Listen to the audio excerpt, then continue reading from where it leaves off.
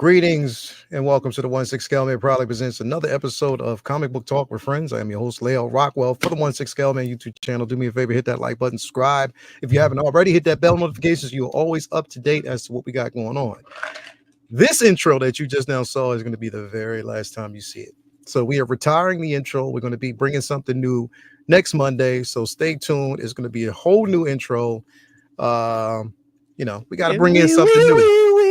We still had a song though, right? Yeah, we'll still have a song. Okay. Don't do that. All right, cool. Yeah, we're gonna still have the song. The song is just basically what it is. We're gonna keep the song. We ain't never changing the song. Don't fuck me up like that. The video's gonna change. It's gonna be something totally different. You know what I mean? Because I was kind of waiting for Jake to submit one of his photos.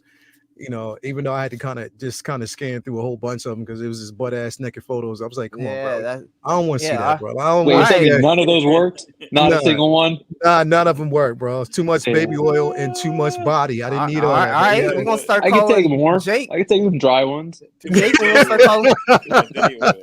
Jake, we're gonna start calling you Bo the Meat Yo because you started sending pics to people. Come on now, why are we sending so many images? You said Bo the Mito?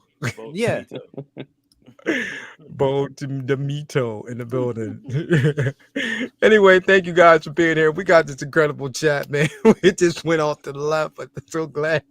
I didn't do it. Yeah, you did. You provoke it, bro. You agitated. You like Loki. But definitely thank you, everybody. Thank you. Here in the building. We got this incredible painter here with us, a lot of stuff that we're going to definitely dive into. Before we do, definitely want to pay homage. Or actually, before we do that, again, we got to always put this out there because this is the final week. Halloween Initiative started on August 26th. It ends on my birthday, October 25th, my B-Day, definitely, which is this Friday, is going to be the last day for Halloween Initiative. So again, here's the thing. You don't listen. It's not all about donating here. It's about getting out into your community, donating to the Salvation Army, donating to your neighbors, going to like local schools, handing out costumes or even candy to people who are in need, families that can't really afford to pass around candy or have the opportunity to join in the festivities. Definitely you want to do that. That's what it's all about, especially for the holiday season. Again, it rounds out at the end of this week. October 25th is when it ends. So thank you very much for all proceeds, super chats, everything that you have been sending in. But get out to your community, do that as well. And mind you, after this, we will be moving on to the Thanksgiving initiative. Again, that's going to be important too, because we want to get out there, hand out food and stuff like that for the homeless and people who need it. So again, that's just the whole process. We do this every year, Thanksgiving, Halloween, Christmas. We want to knock all these things out, man. So definitely thank you very much for that. And got to be honest where we get these actual figures from, especially the figures that are in our collection. And I know we're getting swamped by a whole bunch of shit, so it's worth talking about. Starting with my man Ray over there at Underground Figures, looking for the latest and greatest. Definitely head on over there. He'll take care of you. Again, sign up for that newsletter so you're always up to date as to what's coming. On top of that, he will make sure you get it in such a timely manner, full transparency. Ray is always on the move, and that's where you need to be. Hit up Underground Figures. Tell him I sent you over there. He'll definitely take care of you.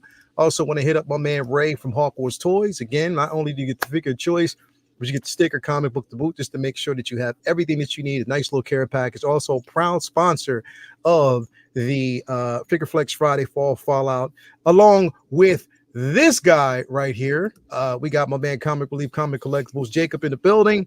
Definitely you want to head over there and say what's up to him. Again, if you're looking for those comics, 1/2 scale, 1/12 scale, anything you're looking for as far as figures, he got it. Also in the insert of your comics, you might find a butt ass naked photo. If that happens, you are a lucky winner.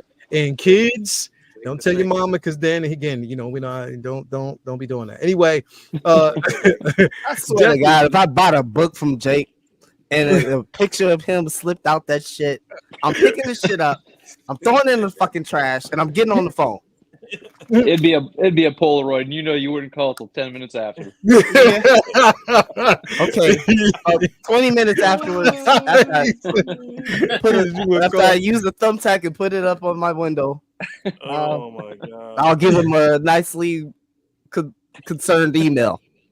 He said, nice little concerned email about, hey, yo, bro, you gotta stop sending me these pictures, man. You gotta stop, bro. I don't need that, bro. Definitely, I don't need that, bro. Also, before we actually dip out of here, before we get into, I gotta give a shout out to my man Vincent Dunn Art over there. Make sure you go to his page if you're looking for a lot of prints. Head on over there. You can actually find him. On top of that, again, we already know it is Inktober. So if you haven't gotten onto his page, that Miles is fire. That Miles is fire. Thank you. Man, I'm so glad I got that. Thank you so much, Vinny. Thanks to the Queen Toya, I got the picture, man. Wow. Took 2 years, but I got it though. I'm so happy. She ain't the one that dropped the motherfucker off, bro. I you, dropped Toya. it off. I'm the one that took it to the post office so it could get sent out to you. Well, with Vincent Dunn Art, direct purchases will be, arriving Through much Vincent. in 2 years. So Thank you. Either way. So you trying to call me spec fiction, bro? Not through I have no idea. I have no idea. I can only speak for Vincent Dunn Art. If you order something from Vincent Dunn Art, make sure you get it from Vincent. Nah, he calling you N Art. Yeah, he calling me N Art, bro. Yeah, nah. Vinny, I'm a fan of your work. I appreciate it, brother. I'm a fan of your work. No doubt. Yeah, I got a lot of Inktober's coming up. Be loading up some onto the site soon too, and I've just been attacking those. Like a part-time job, bro. Just you gotta execute order 66, man. That's it. Gee, it feels like the 66 pieces at this point. That's like we at day 21, and I still got 10 more to go. Thank you, Rans. Likewise, brother. Rans. Yeah. Anyway, definitely make sure you head on over there. Toya's the best. She's the best. That's why Miles is on the wall right now over here. Appreciate it. What's up? Thank you, Toya. Oh, my bad. I'm sorry. Go ahead. I mean, last but not least, we want to give a shout out to my man Brian Wong over there at Module Case, Module Space. If you're looking for a incredible display, again, hit him up. He'll definitely take care of you.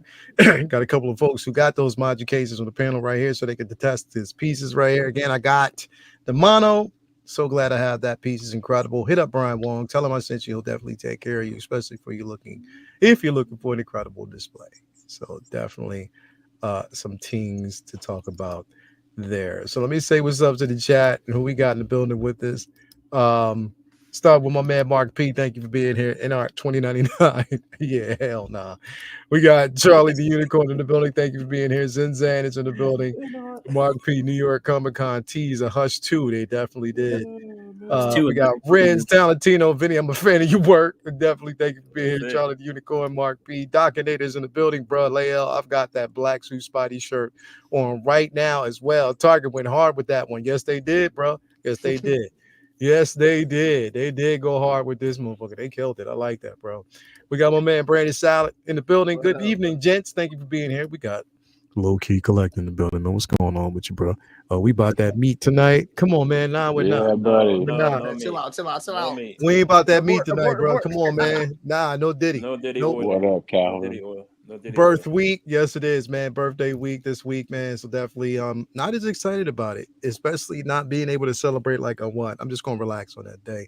Evangeline in the building. Thank you. What's going on with you, bro? Thank you for being here as always. Who else? We got Charlie the Unicorn in the building. Thank you for being here. Benjamin E. Green is in here. Thank you for being here. We got my man Wavy Crockett in the building. Gang. You already know what it is, bro. Thank you for being here, man. We got Del A. We got Mark Lee in the building. Low-key Collector. What's going on with you, Mark? As always, thank you for being here. Amber is in the building. Thank you.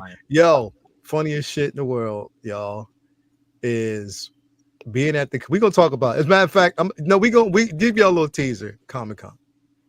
So I warned Amber about Vinny. I'm like, he's Dipset at the con. You already know that. So basically, I'm pretty sure it's the second time around. She already understands.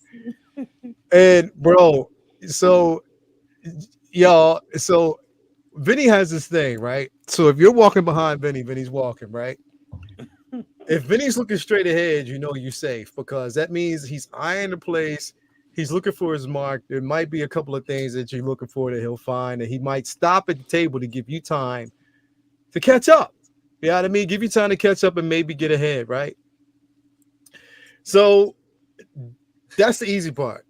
If Vinny looks down, if he looks at the floor for 1 second, bro, that's one of two things. Either he's about to cut a corner, but if he looks down and there's tables around him, he's going to dip set under those tables, tuck and roll, and he'll end up on the other side, bro. Like straight up. That's just the way it is, dip set. So here's the thing. Me and Toya got ahead of him. He going like how Pac-Man go on the sides of the screen and then disappear and is on like that. Bro, all right. Did you ever see the first season of Atlanta? Yeah. Yeah. Oh, all right. Remember Buddy that was in the club that kept dipping? Every time he was asking him for his money and he kept dipping, he would fade off into the wall like that. Yeah. That's Vinny. Vinny. That's Vinny. I thought you was about to say that little square space where D'Angelo was, but yeah. Nah, okay. Not that episode. It was the episode when he was in the club and he was trying to get his money from the bull. Okay. He'd dip off on there. And the bull would just dip off. That was Vinny. That's just funny. You got people walking in front of you. You get around. You gotta get around. Let me find out. Vinny like Homer in the bushes. Bro, but check this out. The problem was, bro, I got ahead of Vinny. He stopped and I got ahead of him. He was ahead of him for a second.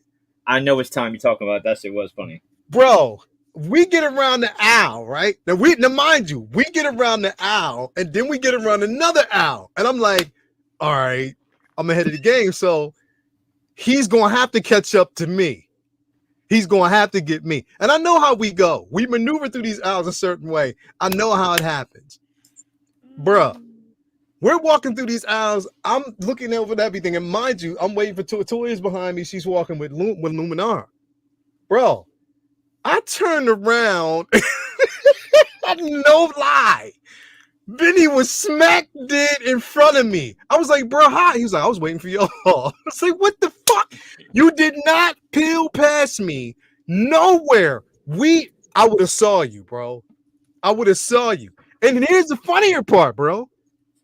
Amber was with him the entire time. Wow. Did he teach you the ways to dip? I was teaching her. I would, if it was real congested, I would just grab her hand and be like, all right, here we go. Just be like, what just happened?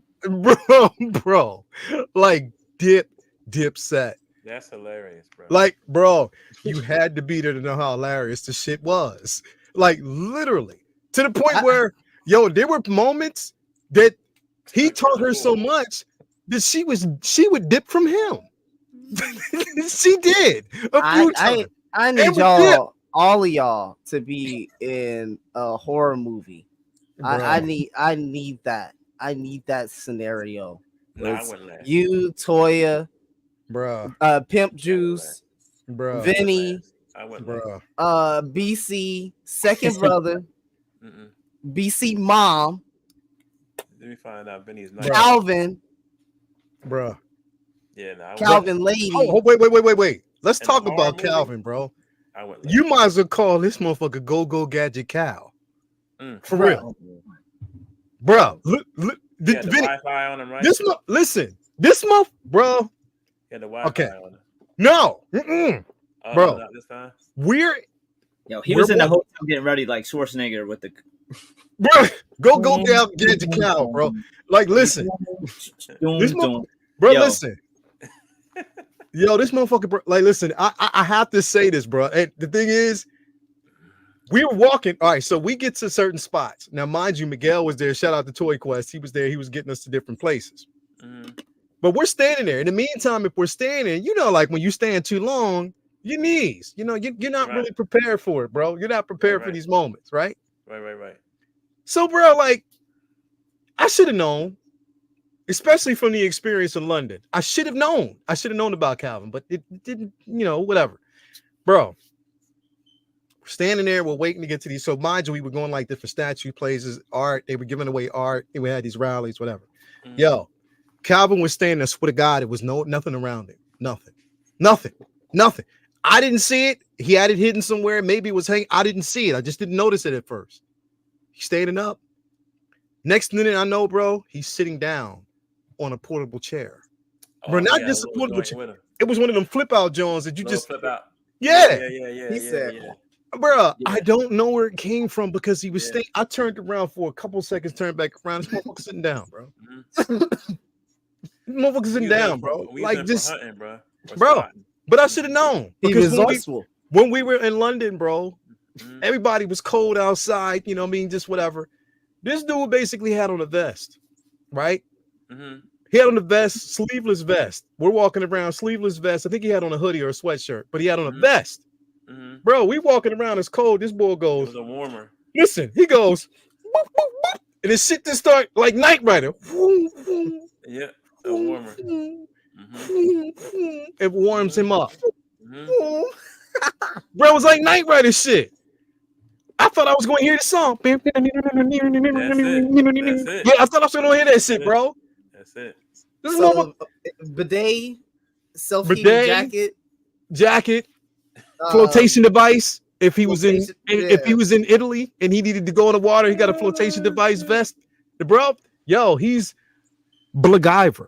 He told me he had shark repellent too, just in case. Yeah, bro, probably. That's it. Yeah, Ghetto Yoda. This motherfucker got the GTA inventory. You just switch it to shit. Just if you see him doing this, he's gonna take it from his HUD display. Bro. And this was Calvin.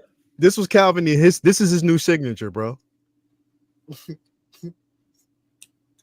That's his new signature. The pinky. The pinky, bro. That's his new signature. So anytime you see a picture and this goes up, that's the new signature, bro. Tell you this shit was fucking. Look, Comic-Con was amazing. What Amber say, bro? I was doing pretty good, but just when I thought I was good, he got me. He was just gone. I just stood there, and a few minutes later, he grabbed my hand. Poof, gone and back. He didn't teach me everything. Bro, that's messed up, bro. Yo, pass on no knowledge. Listen, I'm telling you, every time when we first start going to the cons, each con motherfuckers would rock paper scissors just to see who's going to watch Vinny. And who got Vinny watched this year? Because I'm not doing it. My knees hurt. I'm not doing that, bro.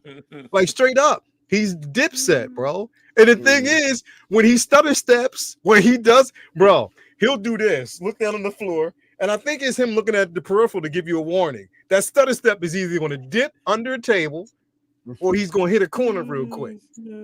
Like, real quick. Yeah, bro, I can't see this motherfucker through the crowds, bro. I can't.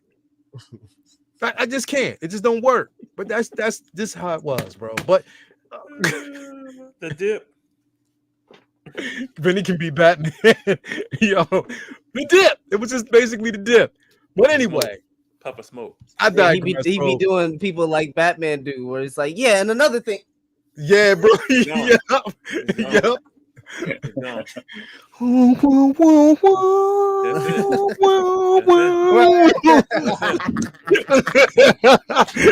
what it is, bro. That's what you hear. That's your theme song. Bro, the lights go out in Comic-Con. His bat signal is him like that. Yo. That's it. Boomer. That's it. The song got me. I'm done. That's perfect. Bro, that's just the way it be. I'm sorry. That's just the way it be, bro. Oh, yo. Consider the simple fact that you and Jake and Jason gonna be at y'all have to come to Comic-Con, New York Comic-Con next year, bro. Y'all have to.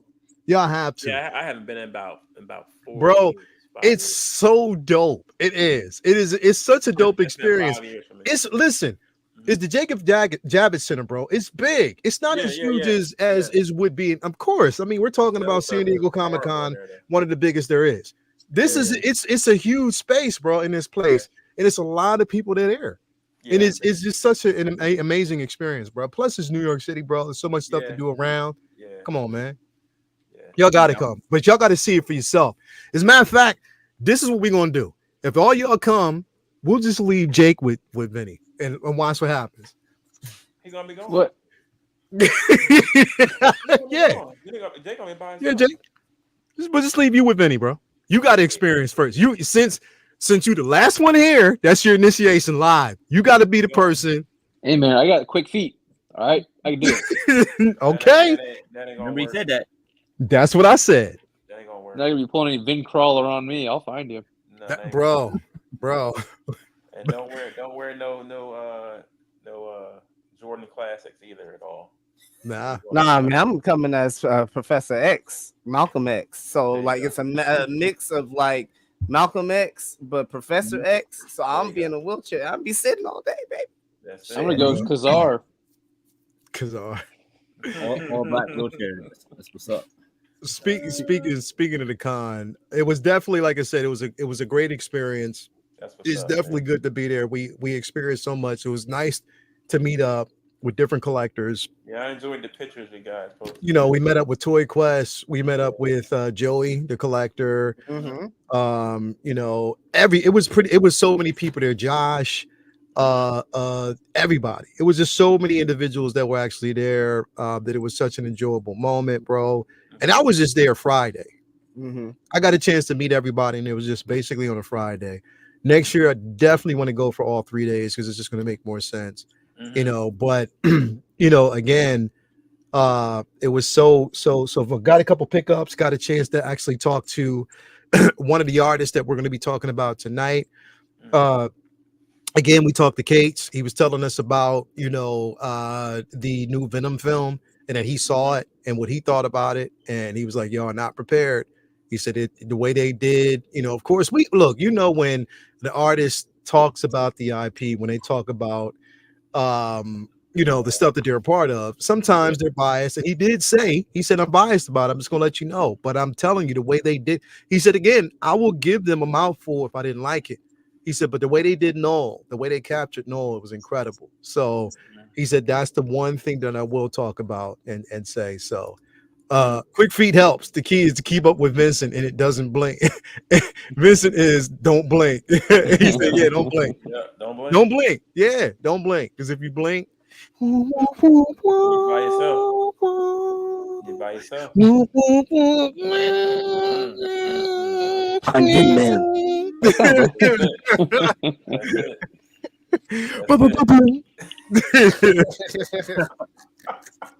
You already know, bro. That's it. Well, Vinny, what were some of the things? What were your experiences? Because you were there longer than I was. So, what were some of your experiences at the con, bro? This year, I kind of switched gears and hunted comics a little bit more than prints or toys. This year, I went through Artist Alley, and I spent more time really more like networking and talking to different artists about their experience with getting into the con, getting tables, things that they bring to the table, things that they'd like to make sure that they have, or what works there, what sells there. So more as like a combination with fun and business with the con this year. So I was trying to gather as much information as possible, talk to some friends who I've known for a while from different cons as, you know, advice and just networking and talking shop about, you know, experiences with the show. And I definitely, like I said, focus more on comic pickups this year. There's a bunch of exclusives to the show that I wanted to make sure I got. So I got this foil variant exclusive by Scott Williams. And this is this crazy artwork here. So he was awesome. I got a couple absolute Batman variants. This one's by yes. Fan of her work. Cover. I mean, who else? Fan of work. I got this. Did you say fan of the work? I heard you say fan of the work real quick. I was fan of her work. I mean, Fan of her work. I mean, what can I say? Then I picked up a few David Nakamura variants as well. This was yes. Yeah, bro, I need some like that. Yeah. This was a 23. Can you pull that one back up one more time, bro? That's dope. Absolutely. Yeah. Yeah, that's incredible, bro. Mommy. Yeah. And then one of my favorite pickups of the whole weekend was the Storm #1 variant. Yeah. Oh. Yeah. Mommy. What's Mommy? This Let me see that in person. She needs to. I hope she has that. That's dope. Wait, that's not Halle Berry. Hell no. I got a couple whatchamacallit, John Tyler and Christopher pieces. Nice. I met talked with him for a good bit too. He was talking Mommy. That's Freddie. I told you. I'm a fan of your work. I told you, Artist Alley. I'm a fan of your work. Yeah, he was giving some Emma Frost print. Dope. Yeah. I love JTC's negative ones, man. Those are great. That's dope. I'm gonna butcher his name, but Marco Cicchetto. Cicchetto. Oh yeah, he is the Daredevil cover. He's the cover guy for Ultimate Spider-Man right now. He's done amazing work. Yep. Yeah, he almost threw me because he had some original art, and it was from Ultimate Spider-Man #1, but I didn't realize that they were one of one exclusive prints of the original art, which I had never seen before, because I knew the price, like the prices on it were like, no, this can't be original art. And then I realized what it was, and I was like, all right, so note to self, like keep your eyes open that that's what some artists are doing. Double Sig on this absolute Batman variant, Ryan Otley of Invincible fame and Scott Snyder. Nice. And pro tip for con goers, if one creator is possibly like more famous or going to have longer lines than the other, you pick up the pre-signed from their booth where you just get to pay and just go, kind of like a Subway when you just get to drink and you don't gotta wait in the line, and then go wait in line for the other creator that you want to get to see. So I bought this from Scott Snyder's table, and he had an hour-long line, and then took it over to Otley. Nice, and he signed it too. So that's a little pro tip. Yeah, and I bought original art piece. I've been meaning to get more original art in my collection. This is from X-Men Blue #2 by Jorge. And got to talk to him for a minute too. Really cool dude, and very surprisingly, he had some original art that was like affordable. A lot of times they charge like out the ass for it. That was a really cool piece within my budget. I want it. And then this year I picked up one of my keys that I have like had on the back burner for many years, because I never thought I'd be able to afford it. But like this year I was just like, fuck it, this is probably going to skyrocket soon, and I don't want to have to then chase it. So I finally picked up one of my one of the Fantastic 4.5. Oh, I was just kidding, dude. What? Yeah. Holy shit. It's not a high grade. It's mine. Fuck you. What Yo, you hear? He's like, yo, he got deep with that. He's like, man, fuck you. Which one is Yeah, man. I was looking all Dr. Doom. I spent all weekend looking for this book. I checked with a lot of different vendors, and a lot of people had high grades that were like way out of my price range, and then there's a few guys that had 2.5s or 3s. There's 1.5, and then I seen a couple 2s that were like way high. And then on Sunday, I found a guy who was like, nah, I don't have any, but my buddy does. He just got one, and he's selling it now. I'll walk you over to him. And he brought me over to him, and we talked a bit, and then he came down on it because I paid with cash. If you ever have a huge key, you want to pay with cash, because obviously that then they can give you a break on the fee. Right. And so we worked it out. It was Sunday. He was trying to finish out his day, and like an hour before the last day of the con, I got like one of my all-time grails. So that just like made my weekend, because I was really hoping to get that before I had to go like really chase it. So yeah. Congrats on that, bro. Congrats. Yeah, man. I'm insanely jealous, but whatever. Bro, it was one of those books that like I mean, like I've picked up a couple like John Size X-Men #1 where I was like really happy to finally get it, but there's books that I just never thought I would ever like ever have. And so I've been saving up, putting aside for it, because I really wanted to get that one in the collection. That's obviously, Jake knows I'm a huge Doom fan, and I know that that's a book that I've always wanted, but didn't really think it was in no budget, but I was like, fuck it, Price let's do it. range, And so I like Amber knows I was all year I was looking at prices, like, all right, I'm gonna try to do it this year, and I didn't think I was gonna be able to, because there was, you had to be smart, work within your budget. If you have a key, then you just you go after that, and so it came together, it worked out. So big weekend, had a lot of fun, obviously, and can't wait for next year, and so we'll see what keys I'll chase next time. But like, I try to do one key every New York Comic Con, and just like that was my goal this year. So mission accomplished. But yeah, well, congrats. I might have traded my son for that. Yeah, bro, that's a great book, bro. Still.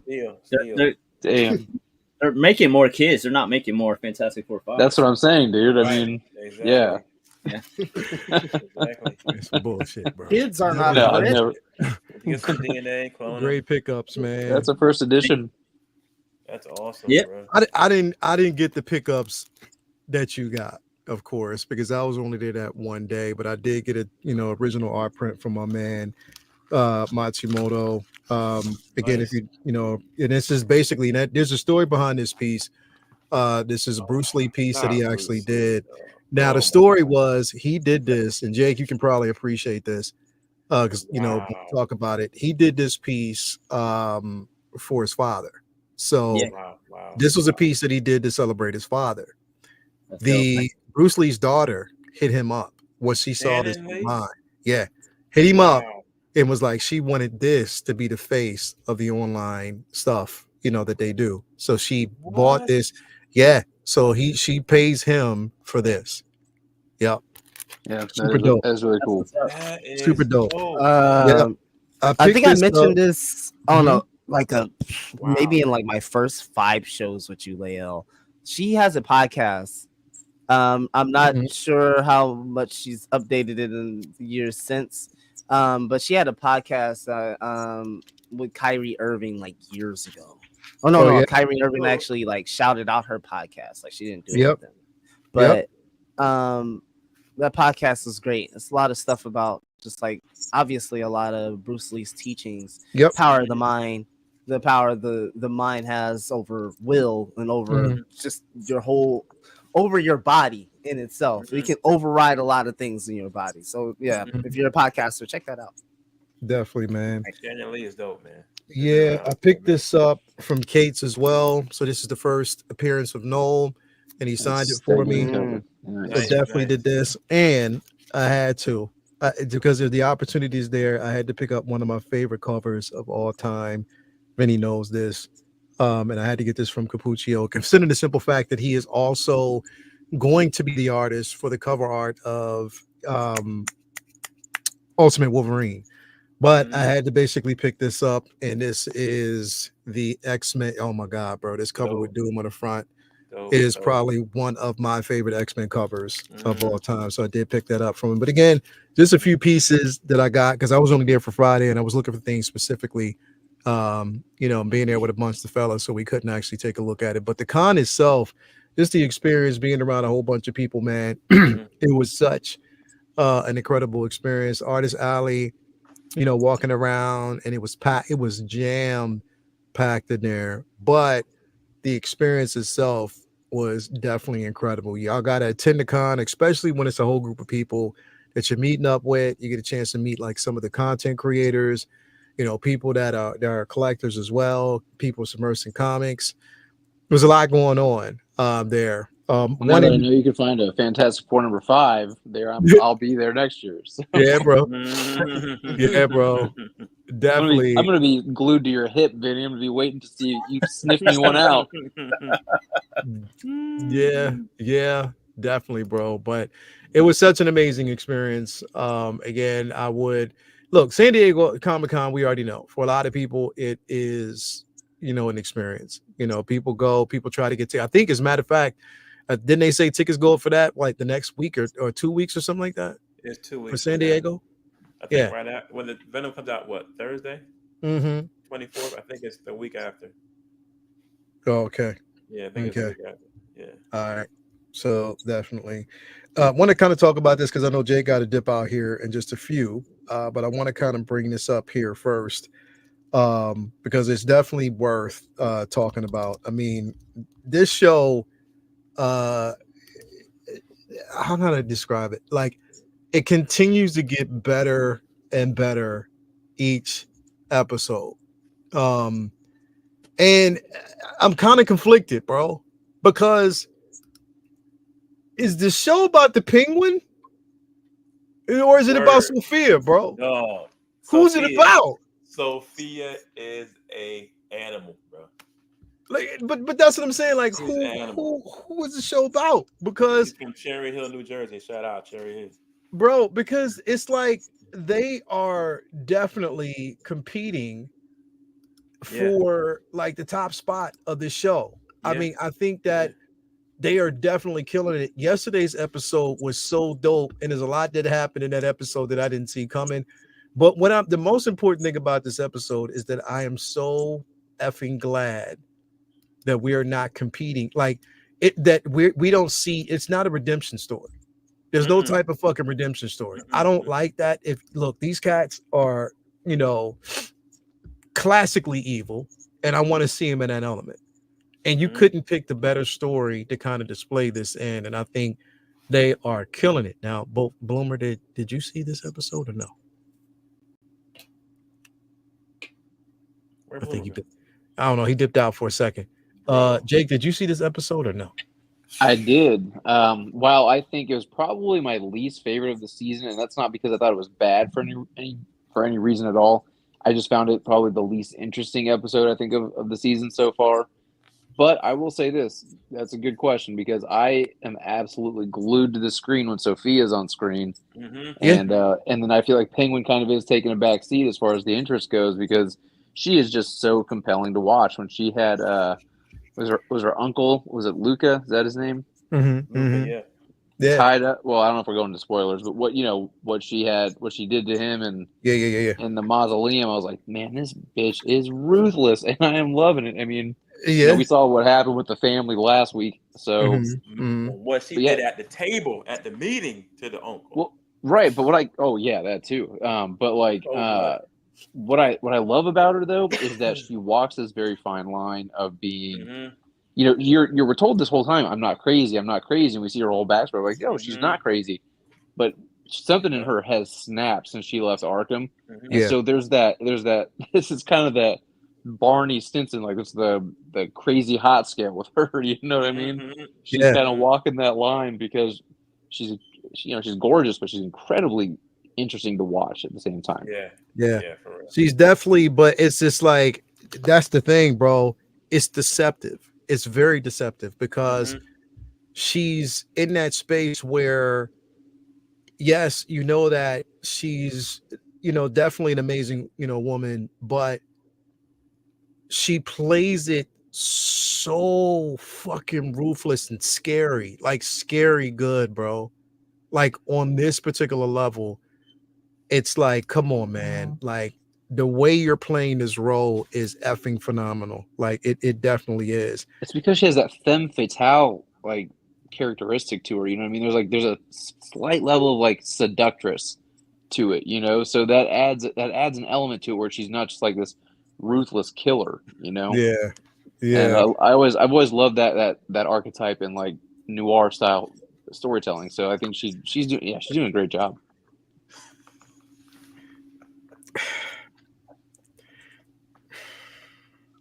Did y'all look at your phones? Did y'all look in the chat? I'm on my phone now, so I can't. Okay, I was gonna say, Vinny, you see it? Yeah, you see it. Okay. I'm like Vinny at the con. I dip. I'm a ghost. Look at Boomer. I knew Boomer was gonna be that damn chat. Boomer, did you see this episode, bro? Yes, I did, but I'm looking for what you talking about. Hold on, wait a minute. Let's shelve that for a second. What are we talking about? Yeah, we talking Facebook? Yeah. Oh yeah. Oh yeah. I'll be back to that. Anyways, So,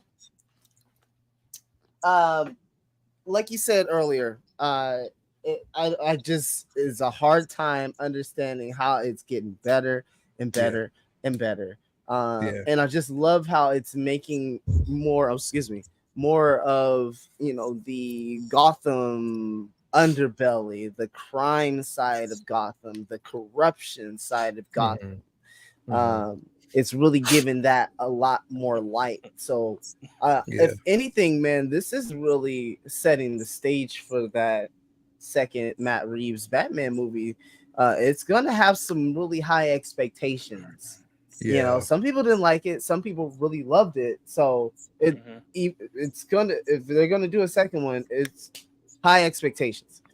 But staying here in this realm of the show, and also like you said, Leo, you're like, is this shit about the Penguin? Because it's more so about all the things that surround the Gotham underbelly as well. It's not everything, but I think these are the biggest players that will be important down the line. They're showing these people for a reason. You know what I mean? Like they will be important down the line somehow, somewhere within the Batman universe, however long they continue on this Matt Reeves Splinter Elseworlds universe, however they calling it or classifying themselves. But Colin Farrell and my baby mama right there. It's been from nothing short scene one of amazing, bro. I'm saying, man, stuff is just immaculate. Feels well, feels smooth. If you watch The Sopranos, this almost feels like an extension of that. 2.0. I'm gonna just be honest. She was on there, but it just really has a feeling of that. And now it doesn't have the HBO,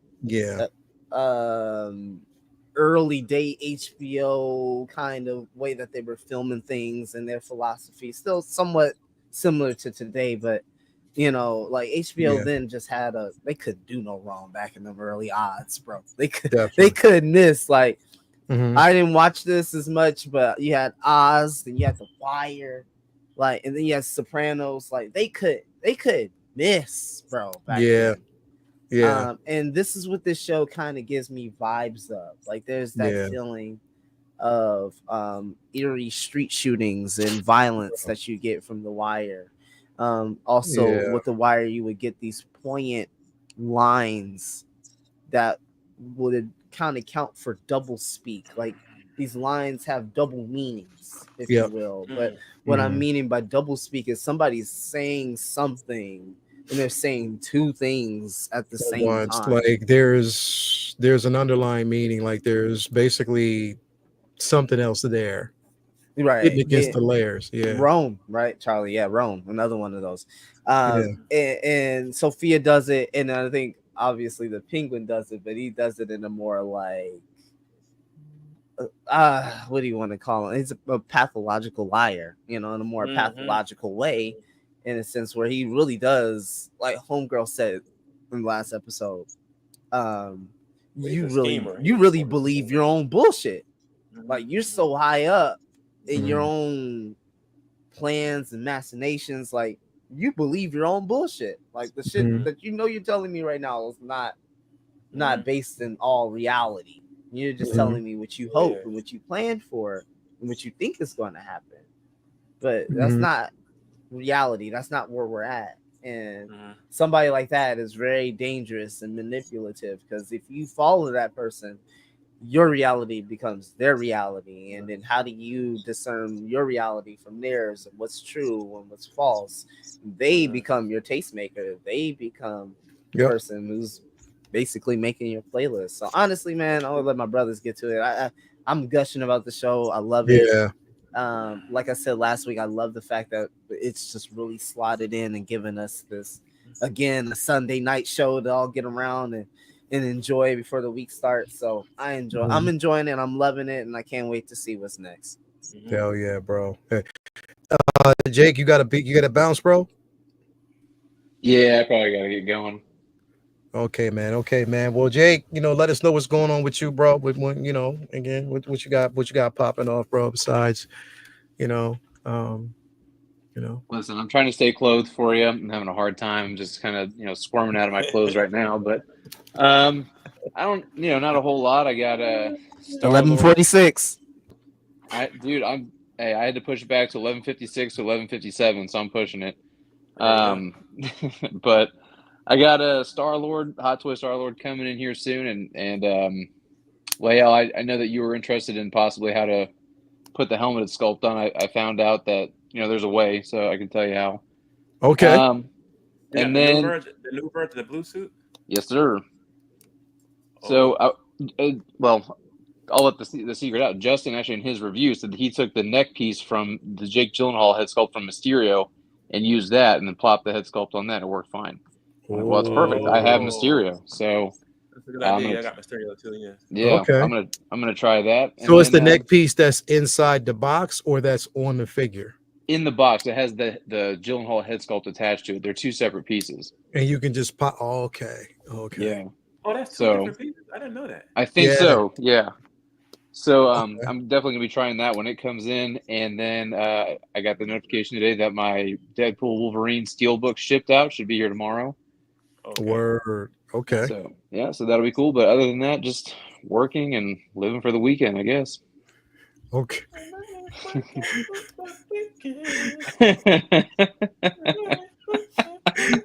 As always.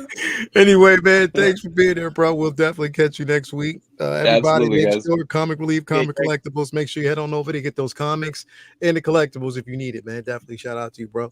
And we will talk to you later on, bro. Have a good night, guys. Take care. All right, peace out.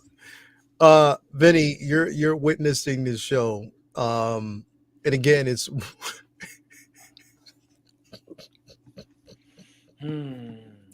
Boomer, bro. You're witnessing this show, bro, like from its inception up until now.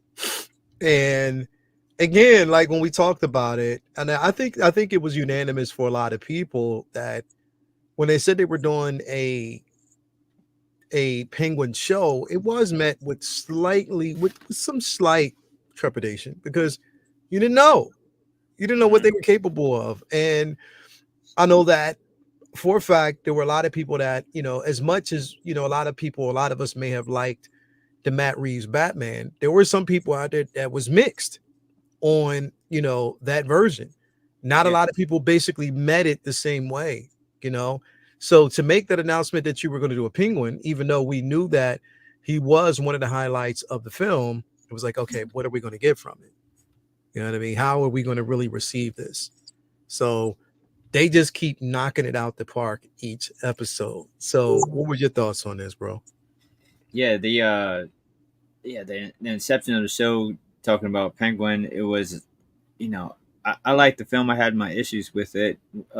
Certainly one of the highlights was Colin Farrell's portrayal of Penguin. The Batmobile chase scene was one of the best scenes of the film, and part of that was not just the action itself, but Penguin's acting in that chase was just good stuff.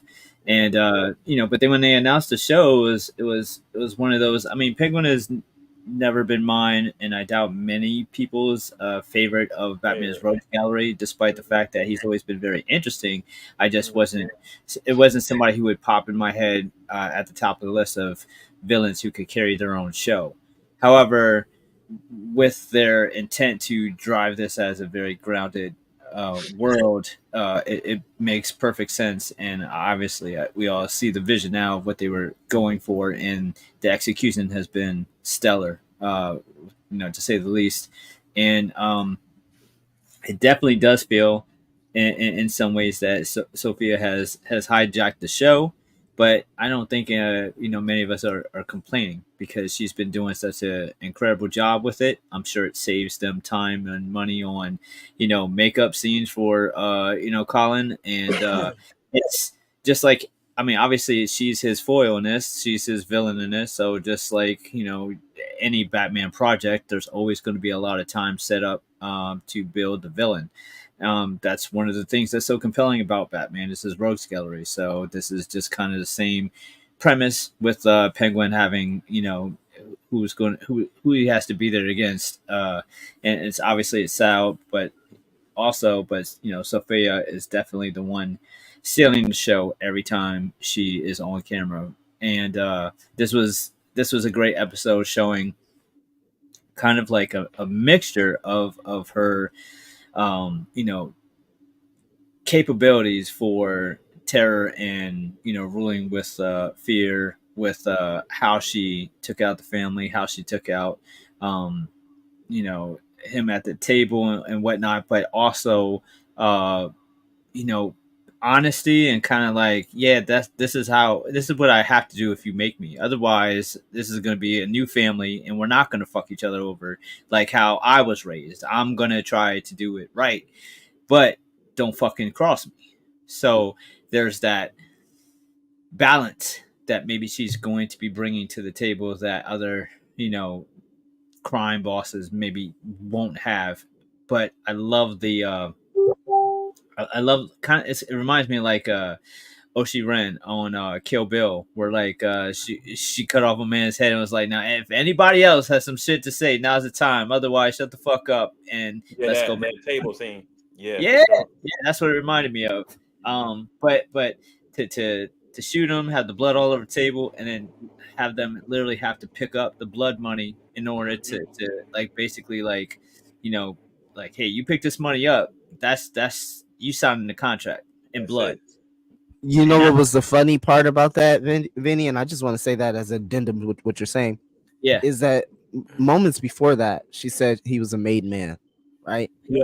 And imagine you, right? You sitting at that motherfucking seat, right? Probably maybe about like goddamn 2 meters away from that motherfucker. Yeah. And you hear that, you like, okay, well, I'm expendable, but he not. Then 2 seconds later, he opened his fucking mouth. His brains are on the goddamn pavement. Right. Especially when you like in that life, if you're made, if you need to whack a made guy, you have to be super careful and covert so that way it doesn't go back to you. Because even Pesci killed my man in Goodfellas in the alley with nobody seen it, and they found out. Yeah. So he did that in front of a whole table of people who weren't even loyal to her yet, and that's the kind of balls that she's coming to the table with. So that's just crazy. But then you transition and it's I feel like it's you know, the stuff with Penguin, it seems like he's taking the back seat, but I feel like the stuff with Penguin is very potent. It's really potent. Like the stuff with his mom is super important because when shit goes south, and it probably will, we're going to, however violent and fucked up you think Penguin is now, on a whole nother level. Because right now he's kind of like a weasel. But like by the end of this episode with the son, you get that mean streak of, wait, this isn't just some like fast talking hustler. This motherfucker is a murdering psychopath. Yep. It feels like it. If you piss him off enough, like we seen in the first episode, you piss him off, and there's a whole nother gear that he taps into without thinking. It's rage. It's not like orchestrated or planned, like here's the move. This is just rage will kick in, and he's like a psychopath. But it's a really, really great way, and I think that sets up how he might have it all, but might lose it because he's just he has a hair trigger. And then they set up the sewer lair. I mean, we got everything but the fucking rubber duck boat. Like, we got lair. I did have. I agree with Jake a little bit. I have pretty much thought every single episode has got like better, and that this one, it was kind of like a coast episode, but I didn't blame it because I feel like it set up a lot of shit to come. And I did have a little issue with Sal getting out of jail. Felt like that was kind of too easy. Oh, it was a little too easy. I mean, obviously they could have. Obviously, they have time restraints, but to say that he was able to get out because he was able to get his hands on a set of keys, it's like, I don't care. Even if you are running to prison and have everybody paid off, you still weren't running it enough. You weren't running it enough that a guard took somebody else's money, A. And B, I don't care how many keys you got. First of all, you're bleeding and you're injured. You're not. And he got, when he was home, he was still in his jumpsuit. So he didn't even take the guard suit and walk out like he was a guard. He just walked out the front door with keys. Like, that's all right. Other than that, though, and we already know that basically as a prison, you know, in any sense of the word, like I said, everything is best served with you in prison. They'll let you run roughshod, do whatever you need to do, but it's a bad look in the prison if you're out. with Yeah. keys. Yeah, if you're out with keys, they're like, well, shit. You know what I mean? Yeah. Most of your funding is the individuals that you have in there, and he was in there for a reason. Yes. You know what I mean? So even if you run that place, they're not letting you leave because then that's their meal ticket. Like they're not trying to get you. They're not going to get fired. They ain't letting you leave like that. That ain't what's happening, Captain. But if that's the biggest kind of right, y'all, out of the whole show so far, I'll take it because really a lot of the show has been very obviously grounded in like shit that I could foresee happening. Like so, I mean, I even love that she tortured my man with cold, like. If you really want to fuck with me, put me in a cold environment instead of heat. Like that, put me in a cold room and pour water on me. Like, all right, what do you that's tough, That's real tough to bear, bro. Hey, baby, what you need? What you need? Who do you need? What do you need? Where can I get? Yeah, exactly. Because this cold is fucking here. Yeah, hell yeah. Say, mama, could you not pour that bucket on me? I'll tell you whatever you need to know. It was Clarence in them. It was Clarence in them. Let's have a conversation because like hypothermia is a beast, July and 8:30. I saw them walking out the club. I know. And see, the thing is, and Vinny, when you mention something is going to kick off in the worst way, that's going to actually start off. We're going to see a complete, not that he's already doesn't have a switch. We're going to see a worse version of the Penguin, going forward. And I think it's subtle too because she built her game, but much more subtly he built his. Yeah, like he got them on board with him too, and a big part of Penguin is him having him. Like that's a big part of is that he has henchmen. Joker too, obviously, but Penguin doesn't do a lot of the fighting. Like Joker will scrap. Penguin ain't trying to scrap. He'll send everybody and his brother before he touches that umbrella. Like he ain't trying to fight Batman. He's a killer, but he ain't the first one in. No, he ain't trying to do all that shit. Fuck that. Vic is really good too because it doesn't feel like he's just all of a sudden like Mr. Hitman. Like it feels like he's just a try hard. You know what I mean? He's working his way up. Yeah, but it feels like a little brother just trying to keep up with his big brother and not really like he don't really trust him yet to go out there and really be go out there and do everything yet. I mean, unless he has to, but it's really it's organic and believable how he's climbing as opposed to he doesn't want to be there 1 second and then like he's in there like swimmer the next. Like it don't feel like that. Leo, I'm finna send you something, bro. I'm mad as fuck right now. What's up, bro? It's Hot Toys related. Shinobi, I will say that it may be something better or at least equal to because the best 1-2 punch in a very, very long time is this show and From comes on the same nights. From is I'm in the thick of season 2. So I don't want to get into a From conversation until you're caught up, but From is phenomenal too, and we will hopefully talk about that very, very soon when everybody's caught up. Oh my god!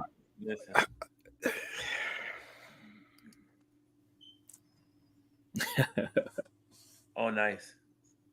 That's dope. That's the red and black. Oh wow. Yeah.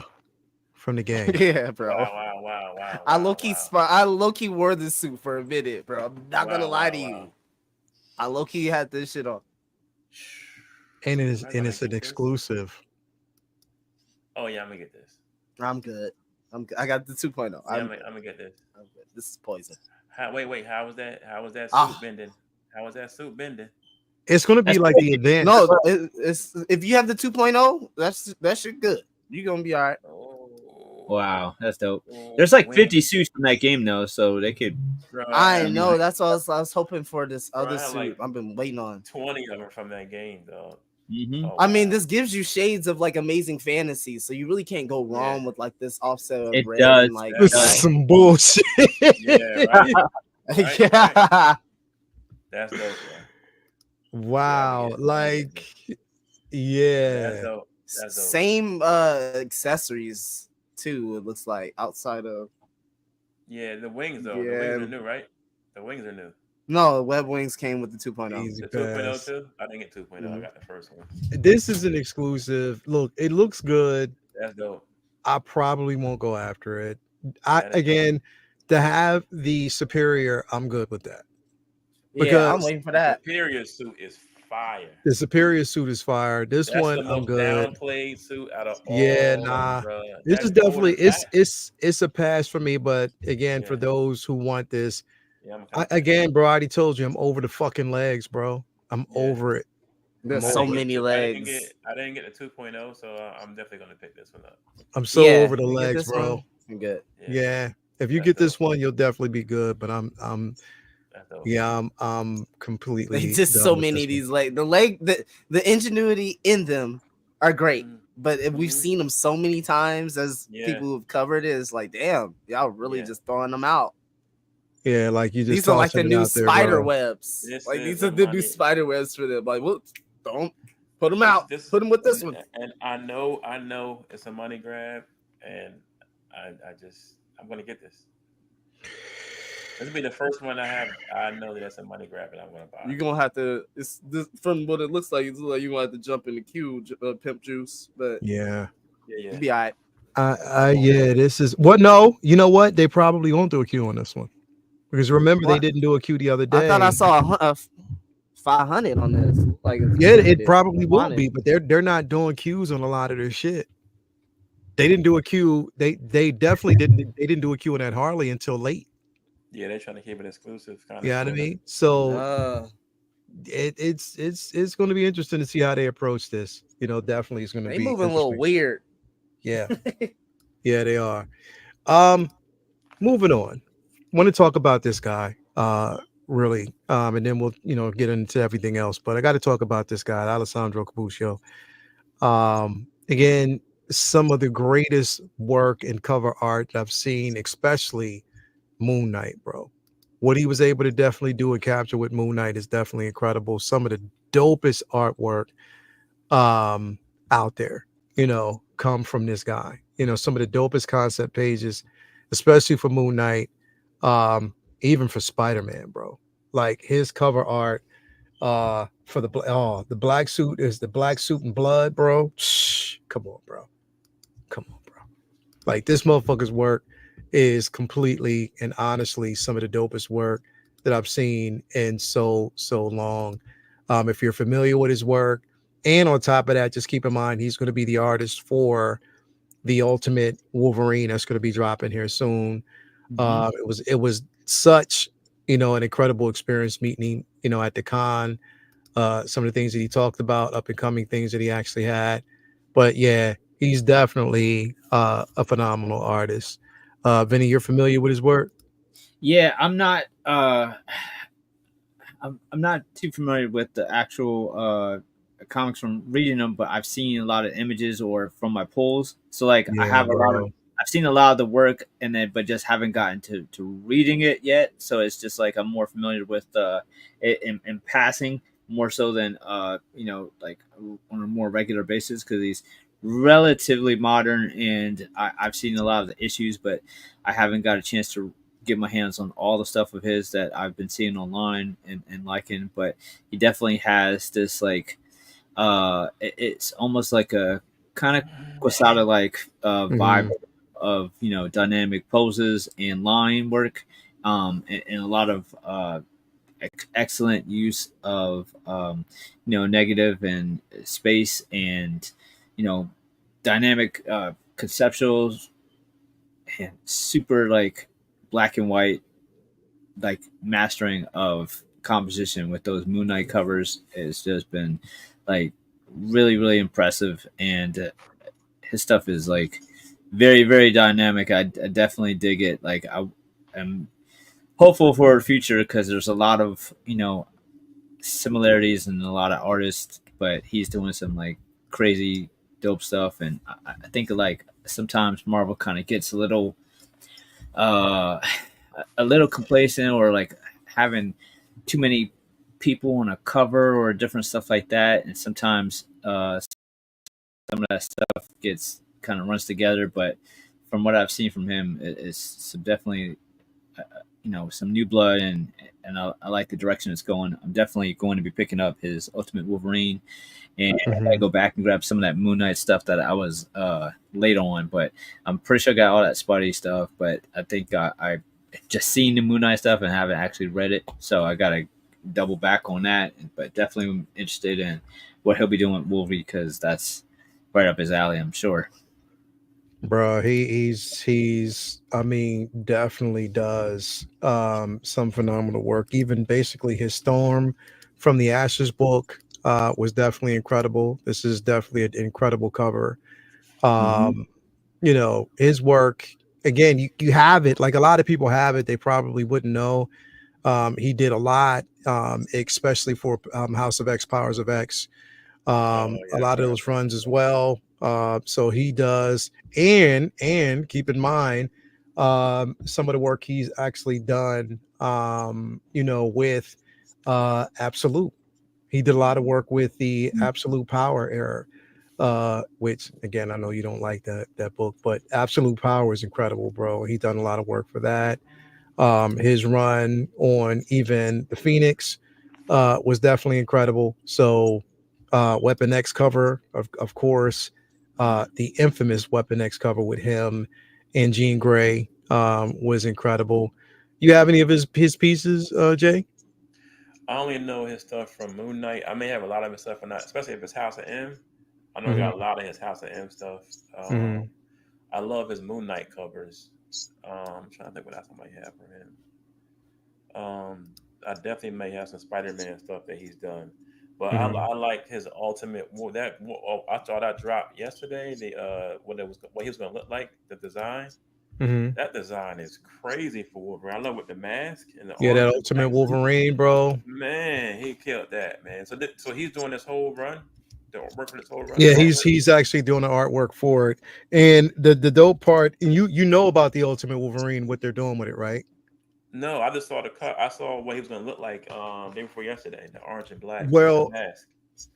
Never mind. I won't say anything because I know Vinny does. He just wants to read it. Nope, I'll wait. No, I know. I read about it too. I don't know. I just heard so about him the yesterday. synopsis for it is that he's pretty much they're going down the line of him being an actual weapon. So he's a weapon. And he's a weapon that's basically, he's so the Ultimate Wolverine is basically made for it, pretty much. Weapon X. He's a weapon, but the thing is, it's not what you think, because the maker is actually using both. He's using Rasputin. He's also using Colossus and Magic. Whoa. He's using them to tame him. Put it that way. What? So there's a lot going into it. Like he's an actual weapon in this book. Think of it like Winter Soldier. Yeah, exactly. Version of Wolverine. Yeah. Oh my God. So basically, because think about how much more vicious and violent Bucky was under mind control. Under mind control. Now when is this? Did this drop already? I just saw the picture. No, it hasn't dropped yet. Okay. Yeah. I saw the design for him Saturday. And I was like, wow, bro, that orange and black with the mask is. Hey, we got my baby in the building. Everybody say hello to my baby. That's it. There she is. My youngin, my firstborn is in the building. Hey, Skylar, how you doing, man? What's going on? That is my baby. There's a Super Soldier Wolverine. She said it's super. Yeah, Super Soldier. Yeah, Pump. Yeah, definitely, it's going to be. And you got it's definitely a book that you want to definitely pick up. I can't wait to get this one. It's going to be incredible. January. Invested in the Ultimate Marvel stuff than the absolute DC, and that's kind of weird for me. No, I mean that's kind of what's going on right now. Like Absolute was too Ultimate and Absolute, because Absolute just announced Absolute Flash, Absolute Martian Manhunter. Martian Manhunter. They're going down different. Yeah. I'm more invested in this Ultimate run with Marvel for the change. Like I love DC too, but I'm just invested in the Ultimate right now with the Ultimate storylines. Now they got Wolverine in there, so they're gonna keep going with different. It's the Ultimate Run. So the maker, of course, you've read the Ultimate Run, right? Yeah. So the maker has basically rewritten a world where heroes, their origin stories have just completely fucked up and combobulated. Yeah. So they're changing the origin story of pretty much everybody right now. But the books, the Ultimate Run is phenomenal, bro. I'm having so much fun reading it. Like everything from it is just it's completely incredible. So definitely this is the one that you want to pick up. Number 1 issue, Ultimate Wolverine. My boy Alessandro Cappuccio definitely is something that you want to pick up. Yeah. It is going to be incredible, but like I said, just an incredible artist, an incredible human being. Once you talk to him, we actually talked about, just a few things. I was just so excited to have that conversation with him. Definitely, some of my favorite covers, from this guy. So, yeah, it's definitely going to be worth it, man. I cannot wait. And I know you guys can't wait, but yep. Moving on, man. We're going to talk about this. I'm a kind of, we know that when we get to this particular space, when we kind of get here, I know there's always going to be like a level of excitement from a certain individual, that we know. I gotta leave in 10 minutes anyway, so yeah. Surround. Well, no, we're talking about Spider-Man 4, bro. We're talking about like basically Tom Holland. Ready to say, I think man. Agatha. I mean, talk about Agatha was dope, bro. I liked that episode, bro. Yeah, man. But now we ain't talking about that. We're going to talk about basic. We're definitely going to have a conversation about Spider-Man 4, and just that. The script is done now, right? No, it's not done. It's not done. It's not something that's actually done. Okay. It's just more so they're working on it. So they're almost. He said that, from what he's basically saying is that it's one of those situations where it is something that, again, both him and Zendaya read the script. He said that he likes being a part of the process. It's something that he said they can finally give to the fans, and that it's something that the fans, it's a story that the fans are going to definitely deserve. He said both him and Zendaya were jumping, just basically jumping out of their couches with excitement. He said, but he wants to temper the expectation from himself, because he said, there's a lot of work of making sure that the continuity matches the MCU and what they're doing right now as far as the multiverse and trying to put this thing together the right way. But it was something that he actually said, and he's been saying that he's been pushing. And a lot of people are wondering, because he says he wants to be able to pass, because he talked about Robert Downey Jr. and how quick-witted Robert is, because he improvises on every take and every, he told a quick story. I was watching an interview, and he was talking about how when he came in and, he was matched with Robert Downey for the first film, he was like, he comes in and he'll write certain things, but when he writes certain jokes and certain things that he wants to throw in and improvise himself, how quick-witted Robert Downey is to match it and take it to another place. He says, so they did that a couple takes, and he was like, look, I got this. This is amazing. They killed it. So when it came to, I guess, from that point when they were going in, I guess, to shoot some other scenes, he talked about how they had talked about, the director talked about, well, we're taking out the Russos, put it away, the Russos for, I think it was for Infinity War, how they were taking out certain pieces, it was from the Infinity War and also from Civil War, how they were taking out certain dialogue between him and Robert, Tony Stark. And Robert Downey, he talked about how when they said it, Robert Downey was like, no, wait a minute, you're taking out whatever. He's like, yeah. He's like, no, keep that in. Let's keep it going. He said, because you're going to get some of your best work from it. And he said it ended up happening was a lot of things that he did end up in the film, and it was just phenomenal work. And he's like, so how Robert pushed for him to be that, person. And he said how he wants to pass that same thing on to the person who's going to play Miles Morales. He's hoping that they're going to have a Miles Morales in the cinematic universe, because he wants to be the person that passes the torch and does the same thing Oh, like Iron Man did him. Nah, Exactly. That'd be dope. Bloomer, you hear this news, bro? Do you think? What do you think the chances of us seeing something like that? Do you think we're going to get it in 4, or do you think we're going to get it after Secret Wars? So many beats of Spider-Man that those words, that tidbits that you gave have me thinking about. There are things that haven't been done in Tom Holland's Spider-Man and maybe, and also in a little bit in Andrew Garfield and a little bit in Tobey Maguire. But what I started thinking about was MJ and Peter like living together in an apartment, kind of like what you experienced in the Venom saga, if you will, the McFarlane Venom saga, and also in a little bit of the Secret Wars and the Beyonder situation. So that's what I'm thinking. Like, okay, one, they're thinking about hitting those tones of MJ and Peter having a life, and then what instantly came to my mind was Zendaya and red hair. And I'm like, can they pull that off? Can that work? Could that work? Could that work? And I was just sitting there thinking it in my head. Could that work? Could that work? Like, that would be cool. I smiled when I thought of it. I was like, could that work?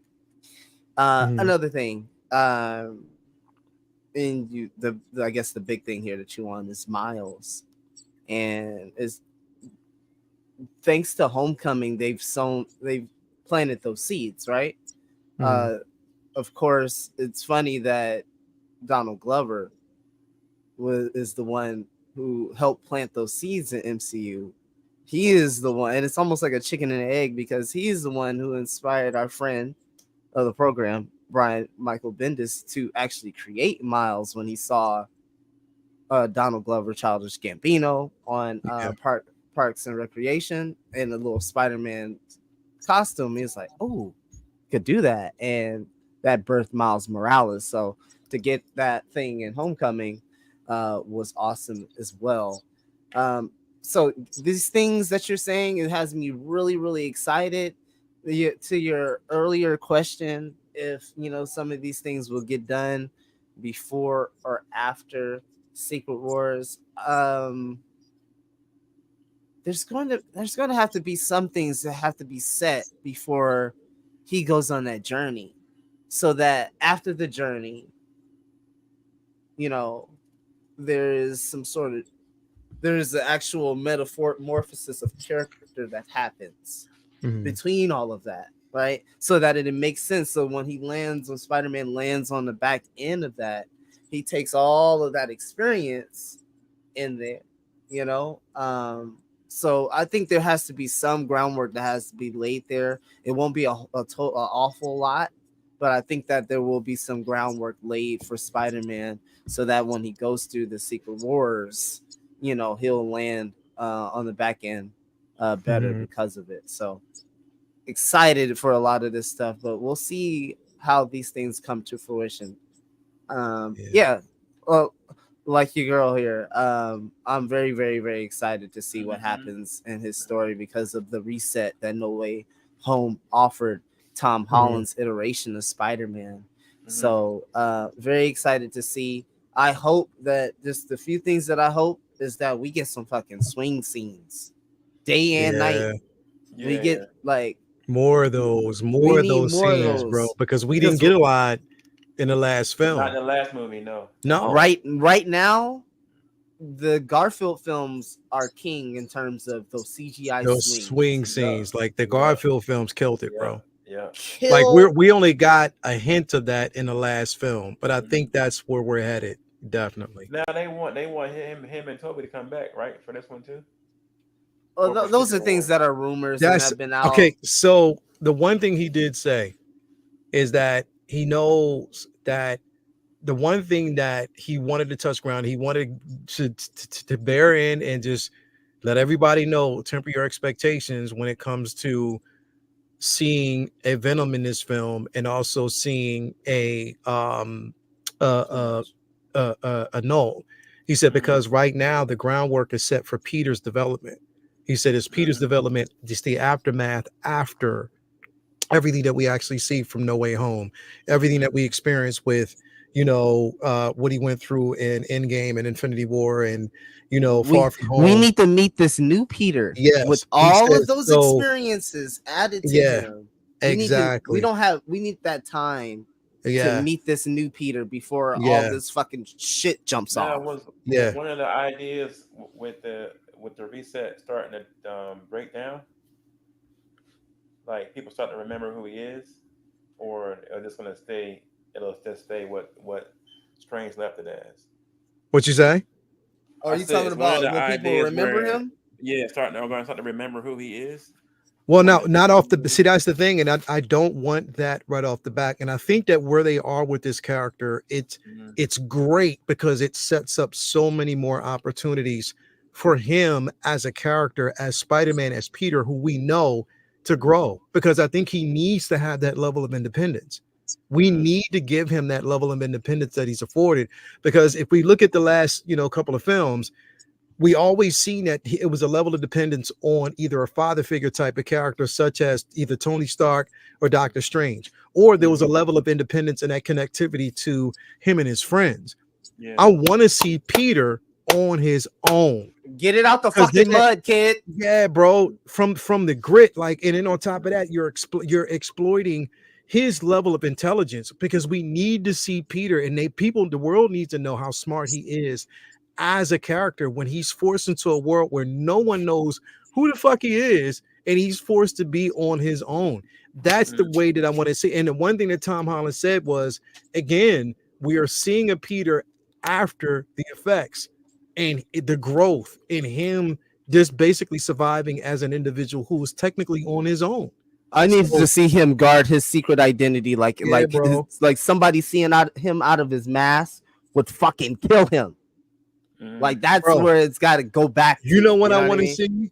I want to see him swinging at night around Manhattan, through New York, Hell's Kitchen, and everything. And he's swinging. He got a phone in his hand, and he's communicating with somebody. We don't know who it is. Swinging down, we see a figure that's running, but dipping through alleyways, dipping under cars, dipping everywhere.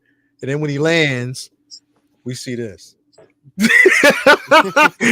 then he gets on the phone and be like, "It's only Vinny. Amber, I found him." Only Vinny. But nah, comes great responsibility. Great to be great. Man. But no, Vinny, you hear this and you hear the possibility of 4. Does it put your head does it rest, pretty much put a lot to rest for you when it comes to, because I know you were like really against them bringing in Noel and bringing in Venom into this film like that right off the bat. You know what I mean? You were against that. You wanted to actually have it. So does that kind of give you a bit of relief in that aspect? No. I mean, I like that he's involved in the process, because I feel like, he's an actual Spider-Man fan, and I think he has a good head on his shoulders about what the character is and should be. But I still think that he has only so much power, and if there's some crazy shit that they want to do, I don't know that he is going to be able to say nah and squash it. And the rumors surrounding this film are just rumors, but a lot of them have been very very risky, and I don't agree with a lot of them. We've heard rumors about Noel and Spider-Man becoming King of the Black and working him into that story, which obviously there's going to be a way to do anything you want to do, but I just feel like that's so beyond his place in the Marvel universe, or it's a character so out of his fucking league that it doesn't make sense to try to like force that together. It's very frustrating to think about how they would work around him being involved with Venom. Also, I obviously have issues with the RDJ stuff, so If they're the big build is towards the Doom interactions, it's really bittersweet for me because obviously I love Doom, but I don't want Doom, and it's not that I'm not as anywhere near as excited about Doom and Peter interacting as I would be if all this hype was around Fantastic Four and Doom. And I don't know if the idea is to kind of like replace the Kang thing with having, okay, we'll have Doom and Spidey, Doom and Fantastic Four, Doom and Secret, and just be RTJ all over the place just because they know that'll sell tickets and have everybody, Marvel's back because they love RTJ so much. Yeah. That said, I mean, I can't really be mad at seeing fucking Doctor Doom and a whole bunch of Marvel projects coming up either. So it's really kind of I'm really in a weird space about how I feel about all that because to me, the Fantastic Four is so important, and I don't want any of that shit overshadowed by the fact that you have such a high-profile actor who's known as somebody else in that universe. But I feel like he's mostly excited about where they are at with the script so far, and said that there's more work to be done. And I think that that's a good thing because he's made it clear that he doesn't want to come back to just milk it. He only wants to come back if there's something really interesting and really great that they have for him. And I want I just want the Spider-Man films that Marvel has done. I don't feel like are as good as I don't feel like they've reached their potential yet because, like you said, we've had Spider-Man not really be the Spider-Man that we grew up on and loved. Like we are used to young Spider-Man just out there fucking on his own. Like no Iron Man helping him, no Avengers helping him, no guy in the chair telling him where to go and where to swing, no tech suit, just his powers and his mind and his brain and his wit and his sense of humor and his struggles and him being poor and worrying about his aunt and like all that grit is what made him lovable. Like and I want the spell of everyone not knowing him to kind of let us focus on that without it being just another big space opera adventure for him, because that is what is interesting about Spider-Man after you've gotten decades of grounded stories. Like, yes, Spider-Man fights with the Avengers sometimes. Yes, Spider-Man fights with Fantastic Four sometimes. Yes, Spider-Man was in Secret Wars. All that shit was 30 years after he debuted, though. That's only cooler when you get what he's about. When we get the context, then you be like, "Oh, he ain't supposed to be there." And when that you gives start that out, anxiety, because he's over there with fucking gods, and he's just a kid bitten by. He's just a kid in an extraordinary circumstance. And he's over here fighting with gods. Like that's what you're supposed to feel, And when you start out fighting with gods, it ain't that special no more because that's what you should be, Exactly. That's all you've been doing. So it shouldn't be that, crazy or wild. But Peter Parker, being one of the people, that was part of the allure of him being with the Secret Wars storyline. Like, he don't belong in space. This motherfucker is like, stop it. Like, and don't get me wrong, like he has the power set too, but he's a kid. He doesn't know his own strength. His mind, this is shit above his pay grade that he's not worried about. He's worried about this little old lady on the street, making sure no one's mugging her. Like that's his mindset. That's what, like I've always said, like Peter Parker could be Reed if he didn't have PTSD because of Uncle Ben. He can't let himself go work on gadgets or inventions and shit like that because he's constantly worried about any time he spends having fun or going to school, doing anything. Somebody could be, killed in a fire. Somebody could be, shot in a carjacking. Like he has to be there. Like he don't have time to be doing anything else. And when you're off doing like Avengers shit, like it kind of takes away what and who he is. And now maybe who the fuck is protecting New York while he over there in fucking Venus? Exactly. Like, now maybe Aunt May dying triggers that in him the way that Ben did, but it took 3 fucking films to get there. So maybe that's what we will see now. But even that, it wasn't like,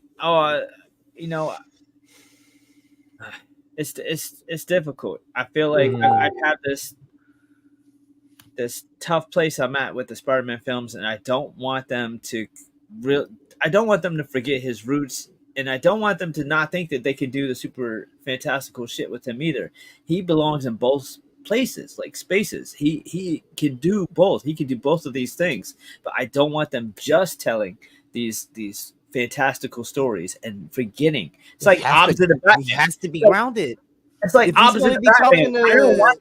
I don't want them to forget. Like, Batman could be fighting Clayface and fucking up there in space with the Justice League too. Like, he has the strategy for that, and they only let him be on the street. And with Spider-Man, it's the opposite. It's like, you should be doing both. Like, both characters should be doing both things, and it's just a little frustrating watching them not figure out how to have that balance. And hopefully they find that groove, because he can be so much more.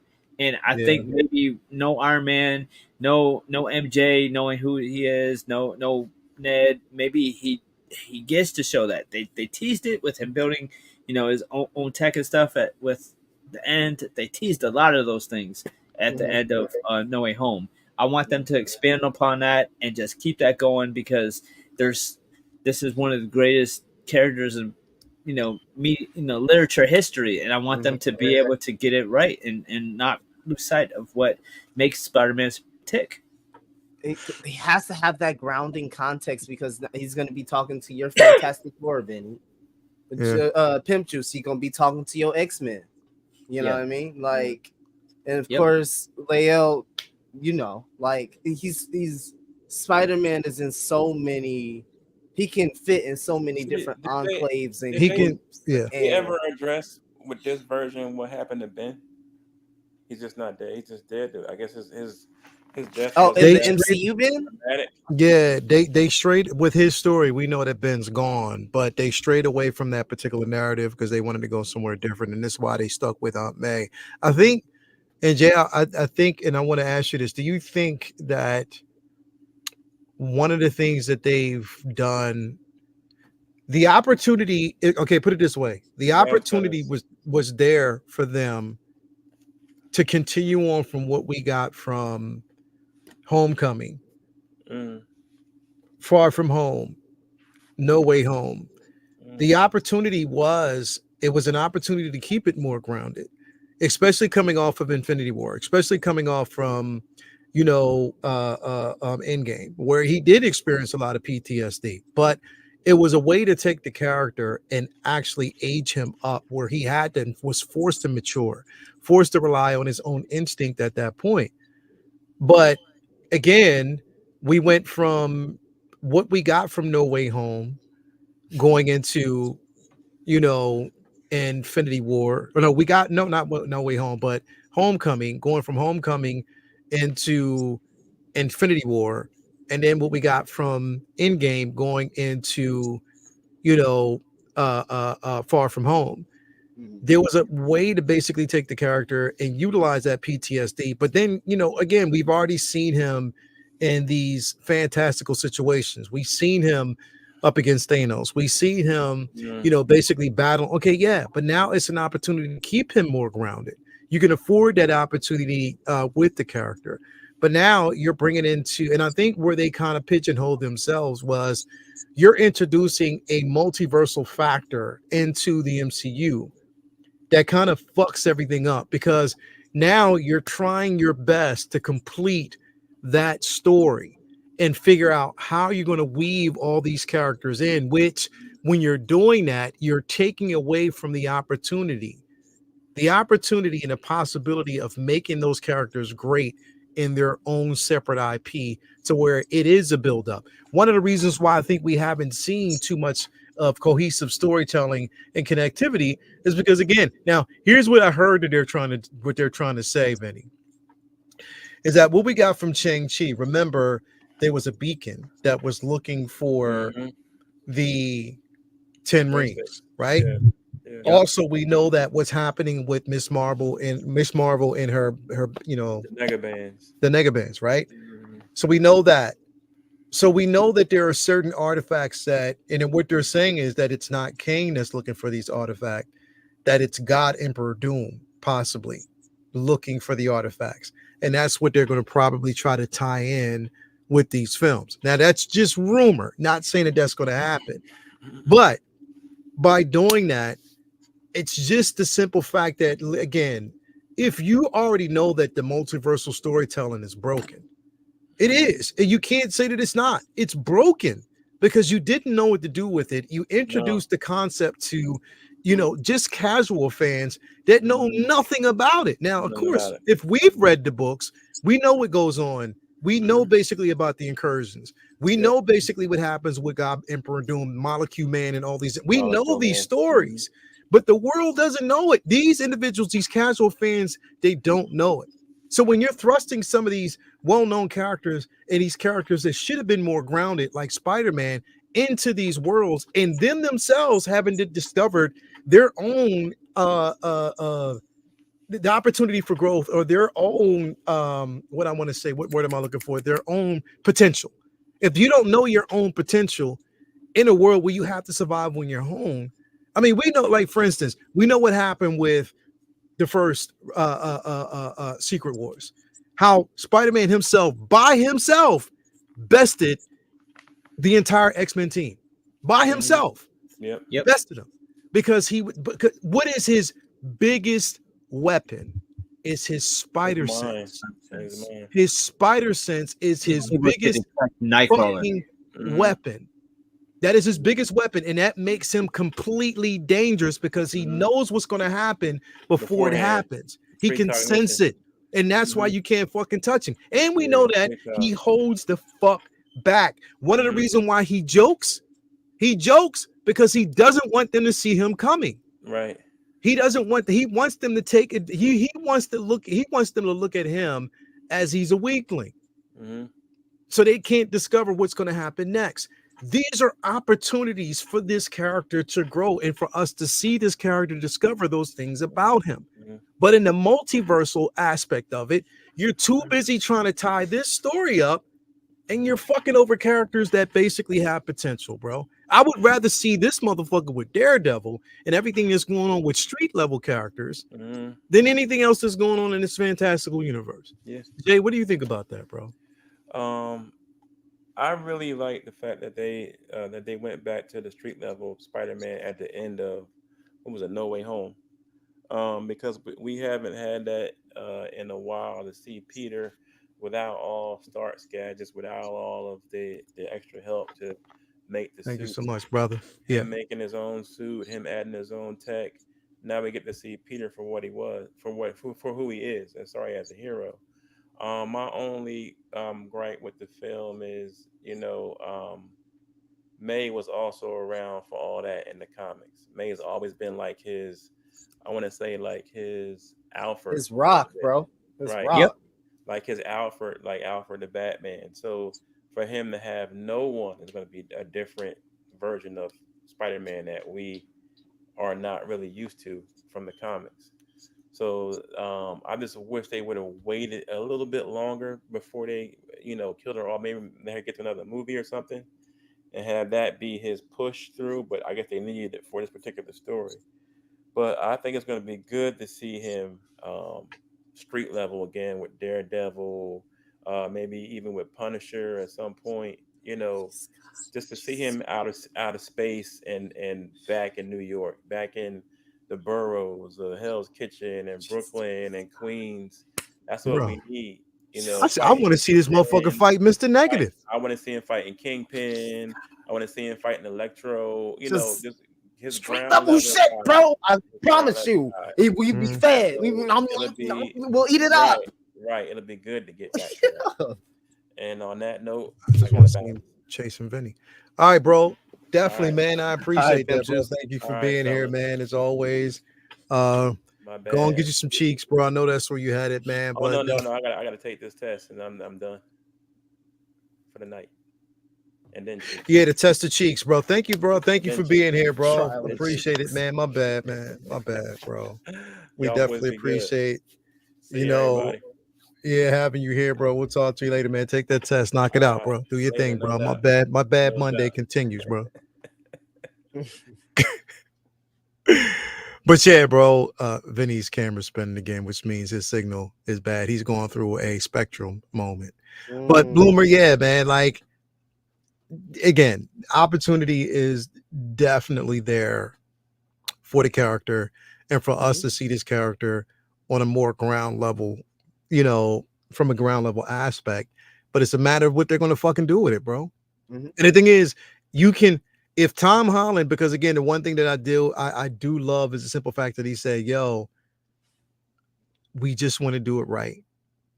We want to do it right. I want to do it and we're going to do it. But the script's not there yet. He did admit and said it's not there yet. Still some things that they need to do, but he wants to get it there, bro. So I am happy about that aspect. I have faith in him in that because, the experience that all three of them had in that last film, sharing the ups and downs that all three of them had wearing the little red and blue spandex, the trials and tribulations and, the overall experience that an actor has to go through in order to don this role, and become this iconic character. So I have faith in that aspect of him that, he'll try to do his best to uphold what is holy to all of us Spider-Man fans. And like I've been saying and somewhat screaming from the mountaintops here, man, we just want for this first one just a go at street level stuff, as that mystery of him trying to piece back his life together. Excuse me, I knew that was coming. As that mystery of his life, him trying to piece back his life together unfolds, we see him still going out there and meeting Daredevil and getting the understanding of Wilson Fisk's empire, right? And then we see them kind of get together, him and Matt Murdock, and maybe I'm gonna keep talking. Maybe Daredevil, Matt Murdock just takes off his mask and is like, and then Tom is like, oh wait, you're my lawyer, but he can't tell you that. It's gonna sound crazy anyway to somebody who doesn't know. So there's gonna be little things like that there that people think that the big one is Robert Downey Jr. But just very excited, man. I'm gonna try to choose to be that way, and we'll see what happens once this script gets written. I'm sure they'll talk a little bit more about exactly how they feel about the script, and hopefully we're great from there. Stay in that pocket of street level. You can tell a great story. You can tell a story that can be alley-ooped upon later, if you catch my drift. Like, dunk all of the plot thread stuff later. But right now, let's get a continuation of this guy who has, for the least part, how many years has it been since No Way Home? It's been it's about to be a couple years, right? It's been a good chunk. Because No Way Home came out in what? Was that 2021? Yeah, I believe so. Was it around then? 2021, 2020, or late 20, I believe. 22? Something like that. A lot of those years started to mix together, bro. Yeah, 21. So ended 21. Yeah. So 3 years, 2 years, 2.5 years. This person's supposed to be in the suit. So we're gonna see what happens. We should catch up with the person who's been in there a little bit. Tom Holland's been in the suit for a bit, starting to get some sort of routine, and he's in that dingy ass fucking apartment, and he's listening to that police scanner. Like he grinding it out. Like that's Spider-Man. He grinding it out. That's what people want to see. I hope that they understand that we don't necessarily want to see 2 hours of that, but we want to see that represented well enough where the experience feels authentic and it also feels true to the story that they're trying to tell with this iteration of Spider-Man. Where the focus is definitely on him. That's pretty much what we want. You know, no more help. All of the Spider-Man I know ain't really got much help. Definitely. Now, what volume was that, or what issue was that at? Rather, it was one of the very first. Could have been volume 2 or something like that. But where he was stuck underneath that rubble. It was like 2. Yeah, final chapter. Yeah, of 2. Oh, are you talking about the film or the comic? The film or the comic? The comic. Yeah, that was really early on. Yeah, that was from, I believe that was 60s. That was one. Okay. That was early. It was like one of the very first comics, at least the first 10 issues. Spider-Man was stuck underneath fucking rubble. Nobody came and lifted the shit up. The Hulk didn't come and kick it with his pinky toe, or fucking Thor destroyed it with a lightning shock or anything like this. 33, bro. 33. Damn. 33. And Spider-Man is trapped underneath this rubble. And I love what they did with Tom Holland in that film, because it was similar to that, where he's like kind of trying to talk himself out of it. And yo, even when he hooks up with the Fantastic Four, be like, yo, I got a problem. They're like, all right, you got this. You need to just put your head together. And they give him a pat on the back and they're like, go get him, champ. Yo, they don't even be helping him. Sometimes they'll loan him some tech, a little pep talk, but it ain't like, all right, where you at? Let's roll. No.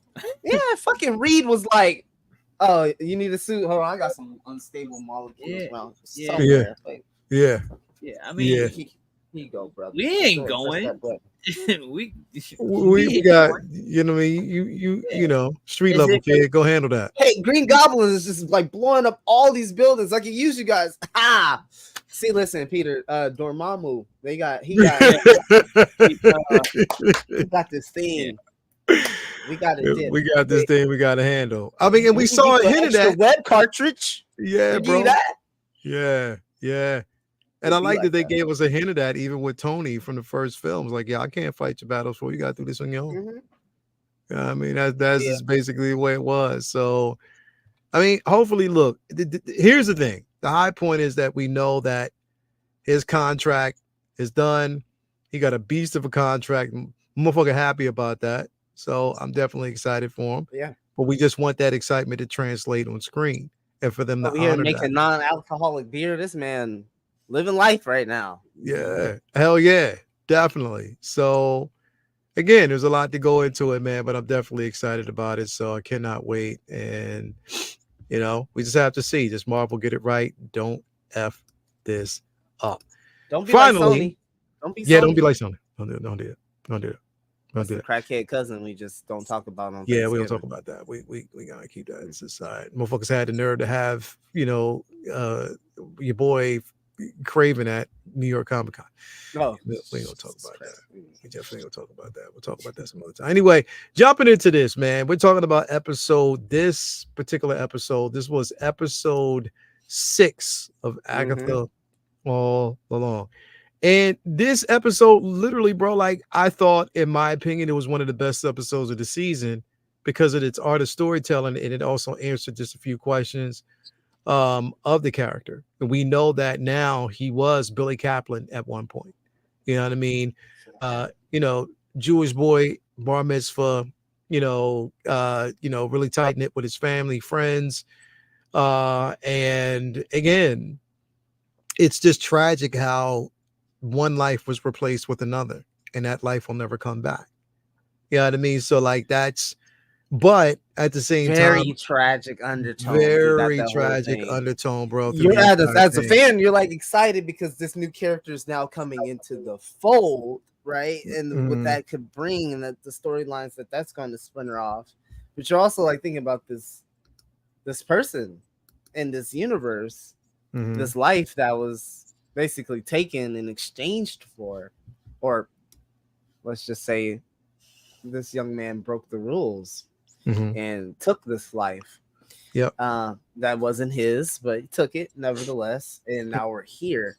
I just love how that episode, Leo, could just be you could affix it right next to like WandaVision. Like, yeah, bro, really put that episode right there and watch it all together, and it's like you get this full contextual understanding of not only what was happening inside of Wanda's power and the hex, the hex, but what was happening on the near edge, and seeing his parents experience this loss and him reading their mind, and like it's still, when I was like watching that play out, I'm still having to remind myself that I think this is still the little boy as far as from WandaVision. His mind, I'm thinking his mind has now been transferred into this older boy's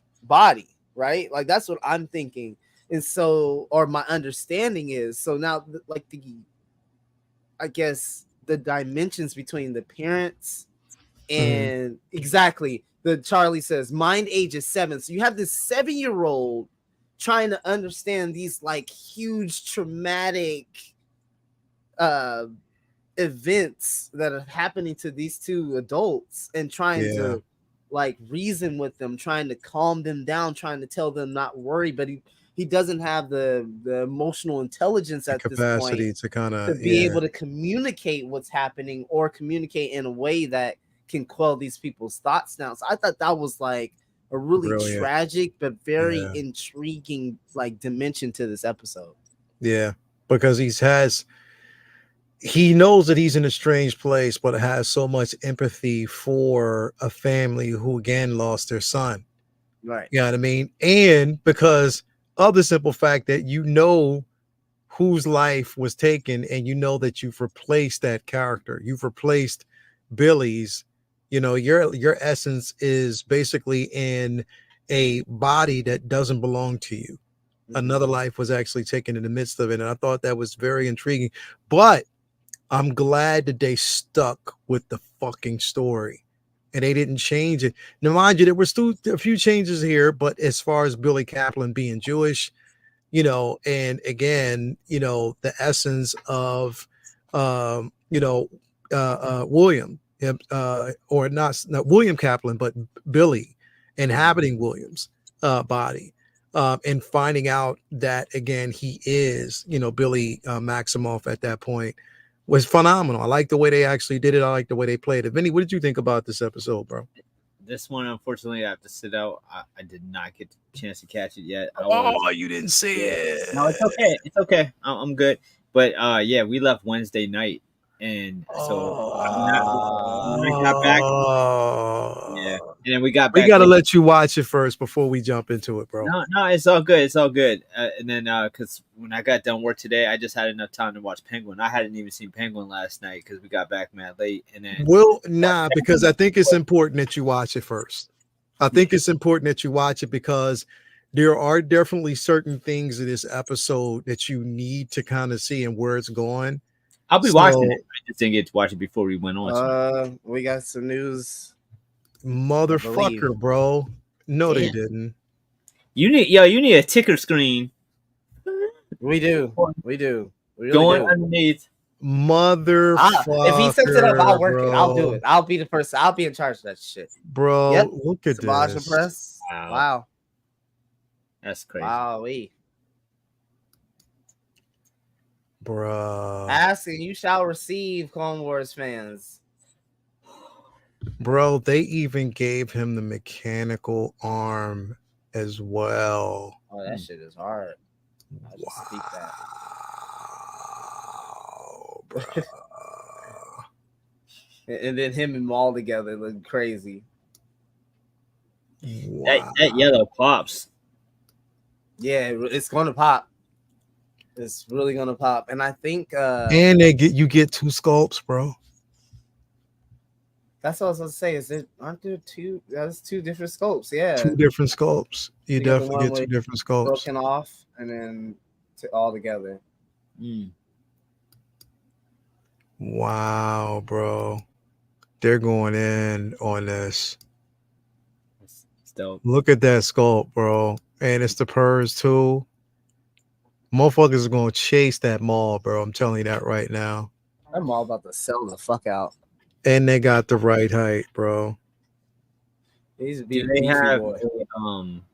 Clone Wars Palpatine? Yes, that's coming out too. Yeah. That should be coming out anytime now. Because obviously people are gonna throw Palpatine because he did Yep. go in. Yep. And they got the height right, bro. That's the beautiful part. Yeah, it's a big motherfucker. Yeah, bro. Look at that. See? Yep. I was gonna say, you gotta have Palps in there. Yep. Bro, that episode where Palps was getting greasy on them motherfuckers. Crazy. Yeah, bro. Yeah, the craziest thing about it is they spent all that time setting up how bad these boys are, and then Palpatine was just over a minor annoyance. It was like, all right, you know what? I'm fucking y'all up right now.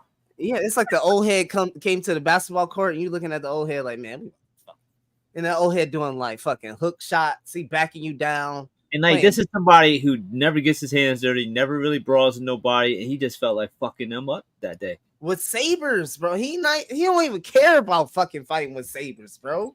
That shit is like fucking a parlor trick to his ass. Yeah. Look at this, bro. Interchangeable battle damage horns. Bro, man, don't say no shit about Clone Wars around me. I don't give a fuck. Don't give a fuck. Because they was getting greasy on there. Don't give a fuck. Greasy, bro. They was definitely killing it. Lopping people's heads off. Y'all were talking about children's animation. I'm like, dog, not what I'm seeing. Yeah, that was chill for like one season. Yeah, one season. Okay, I'll give you that. But after that shit, motherfuckers getting their head lopped off. Mm-hmm. Bodies, basically. I mean, literally decapitations, bodies split in half, arms cut off. Yeah, this is incredible, bro. I'm hearing, I don't know, but I'm hearing that they may not be done tonight. But we'll see. Who are you hearing this from, man? Sources. What you mean they ain't done? Who else they gonna fucking drop? I don't know, bro. I don't know. I can ask them, but that's what I'm seeing right now. Just come across my mind. Man, I'm not doing no live stream tonight, man. Fuck that. I'll do this shit. Shit. It'd be crazy if it's one of those nights. I don't see that, but like 5-6 drop nights, that should be crazy. No, I'm good, bro. I'm too tired. I gotta get up. Hell no. Bro. Look at yeah. I'm tired, Grandpa. That's too damn bad. Bro, you know what Howard said? He said, "Hey, fellas, we need to throw Vinny a lifeline. He ain't seen Agatha. Put this shit out real quick. Let's talk about this shit real quick." he threw Vinny a lifeline, bro. He was like, "Yo, put this shit out real quick. Let's just switch the conversation until the boy seen it. We gotta give him some time." He said, hit the breaking news switch. Yeah, bro. Hit that breaking news switch real quick, bro. Like, let's damn. Saved by the Bell ass fucking announcement. Doom Boomer got the hook up. Xenomorph Romulus. Not even. Oh, if they did that, bro. Damn. It's gonna definitely be one of those nights, bro. It's gonna be one of those nights. I already see it. They did this shit before, and I'm tired of it, bro. I'm fucking tired of it, bro. Bro, I think if you refresh, they updated it. It's no longer the Spider-Man is there for the banner. I think it's You think so? Yeah, they did. They did. They changed it. They fucking with us, bro, because like they changed it to that one. Bro, look what they did, bro. They said, fuck it, we gonna do this shit now. Bruh.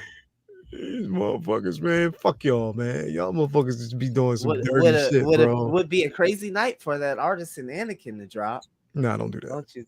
Don't you think? Nah, don't do that. Don't do that. Don't do that. They dropped this and they dropped that. They definitely want to have a discussion on the same day that they fucking release the Mark II Iron Man figure. I wonder how fast this is coming because that Spider-Man's coming fast. I don't know because be able to pick up that Spider-Man soon, bro. Because let's check it out though. Because this is. I'm wondering if this is going to be updated on Sideshow site. I wouldn't put it past, but I'm wondering. They've been updating their sites quick as fuck, bro. Yeah, that's what I'm saying. The last couple of days, that's like What was that last thing that came out? That shit went to the site quick, bro. Bro, when Kane was fucking released, they were ready for that motherfucker already. Yeah, they had it. So I'm surprised. They sent it out before they put it out. I'm telling you, that shit was on a boat before Hot Toys said, "Oh, push the button." That's how that works. Like that's how I would love for it to work more consistently like that, but we'll just have to hold our twist our fingers and hope that they get it together in terms of that. But yeah, that was already on the boat before this. Oh, then they doing that Batman premium statue as well. Fuck. Yeah, this is definitely fuck out of here, bro.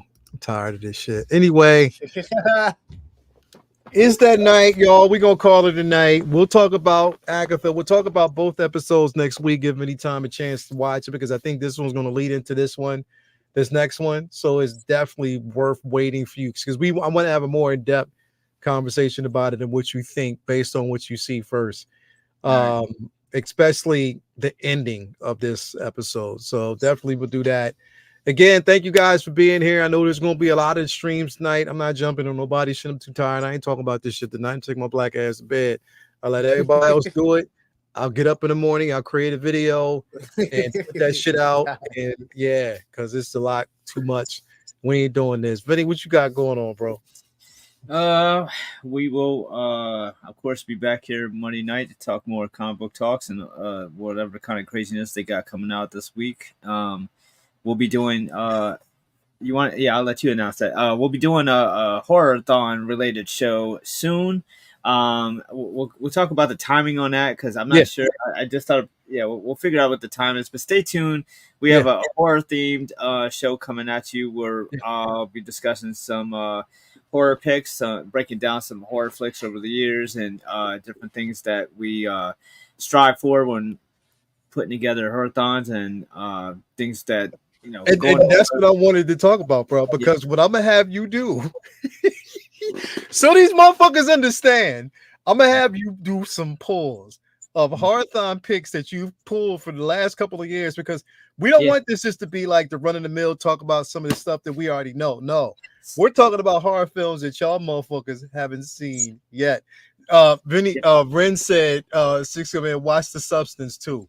Everybody is saying watch The Substance, bro. Yeah, and that's something that we'll talk about too, because that's the type of thing where I probably wouldn't show because everybody's seen it. So like I strive for shit people things that people haven't seen. Like I've had people say, "Oh, are you gonna show like Friday the 13th?" And it's like you will never see Friday the 13th at Horror-thon. Like that's mainstream. Everybody's seen it. Like the whole point of Horror-thon is like. So we'll break down what what goes into a Horror-thon experience and talk about horror films. So it's October. It's time for that. So we'll be discussing that soon. And other than that, October's almost over. I got 10 more of these things to do. Just been grinding them out every day. Got a bunch more lined up. Got con in November that I'll be working on some pieces for. So I'm just like, I didn't fly, but I feel like I got jet lag from New York Comic Con because it was a long weekend, and I'm just getting my bearings and trying to catch up on all the shit that I am behind on while I was gone. So I'm just getting back up to speed on everything. So I'm looking forward to catching up on Agatha and everything else that I gotta get up on, and we'll be back in coming at you with more geek goodness as soon as possible. Got lots of reading too, man. Yes, Lord. Yes, Lord, bro. A lot to read, a lot to catch up on. It's gonna be a long one. But anyway, thank you for being here, bro. As always, Blooming Man, what you got going on, bro? Man, as always, a pleasure to be here with my brothers on the panel. So always a pleasure to be here. First and foremost, you guys know the rotation at this point. Monday here with you lovely folks, and then Wednesday looks like we are going to have a packed show so far on Wednesday. with Say What Wednesday, and as the world turns with hot toys and everything, 1/6 scale. Not even looking at the screen, y'all. Gonna go get through my bits as much as I can. Just know, own your comedic bits, y'all. Own what you are on the internet. Okay, own it. Okay. Either way, again, you guys know. Make sure you go check my family out on Figure Flex Friday. Just like they crazy cousin. I'll be in and out. I'll pull up with some money after I hit a lick. So you'll see me over there on Friday sometime occasionally. You see him on Abbott Elementary. Definitely an episode of that, pushing for that shit, bro. Yeah, working on that. So again, you guys know the Instagram, Late Bloomer. If you ever just want to keep up with me, that is the quickest way. If you just need to get in touch with me, reach out to me. Hit me up on Instagram. But other than that, man, love you guys. You guys be good to yourself. Be good to the people around you. Love on one another, man. Like I said last week, go suck on the big toe. Rub some feet. Oh my God, bro. Why?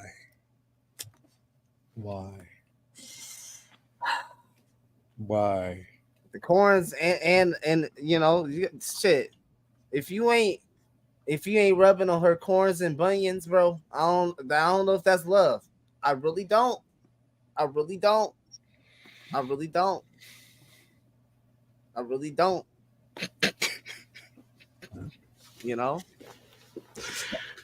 agony of defeat. Hey, do what you got to do. See, I understand the assignment. I understand the assignment. Got to rub them feet. Suck on them, get extra points, Mm-hmm. Shit. My babe take me to McDonald's. All right, yeah, you sucked my big toe last night. You was going crazy. I'm like, yeah, shit. Never had a bad complaint and never got a bad review. That's what I always say. Shit. Can't lie on me. I ain't never got a bad review. Not one bad review on Rotten Tomatoes. Not one. Nothing. Rotten Tomatoes. Yeah, you thought you got past me on that one. That's crazy though. That is wild. But y'all got it. Take care of yourself out there.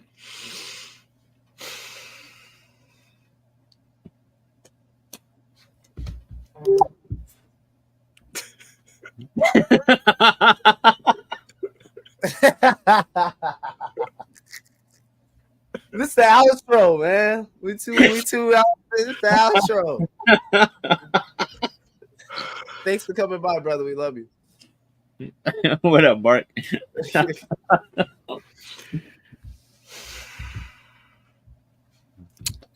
All right. With that said, yeah. Y'all have a nice evening, man. Rest of the evening. And yeah, enjoy. And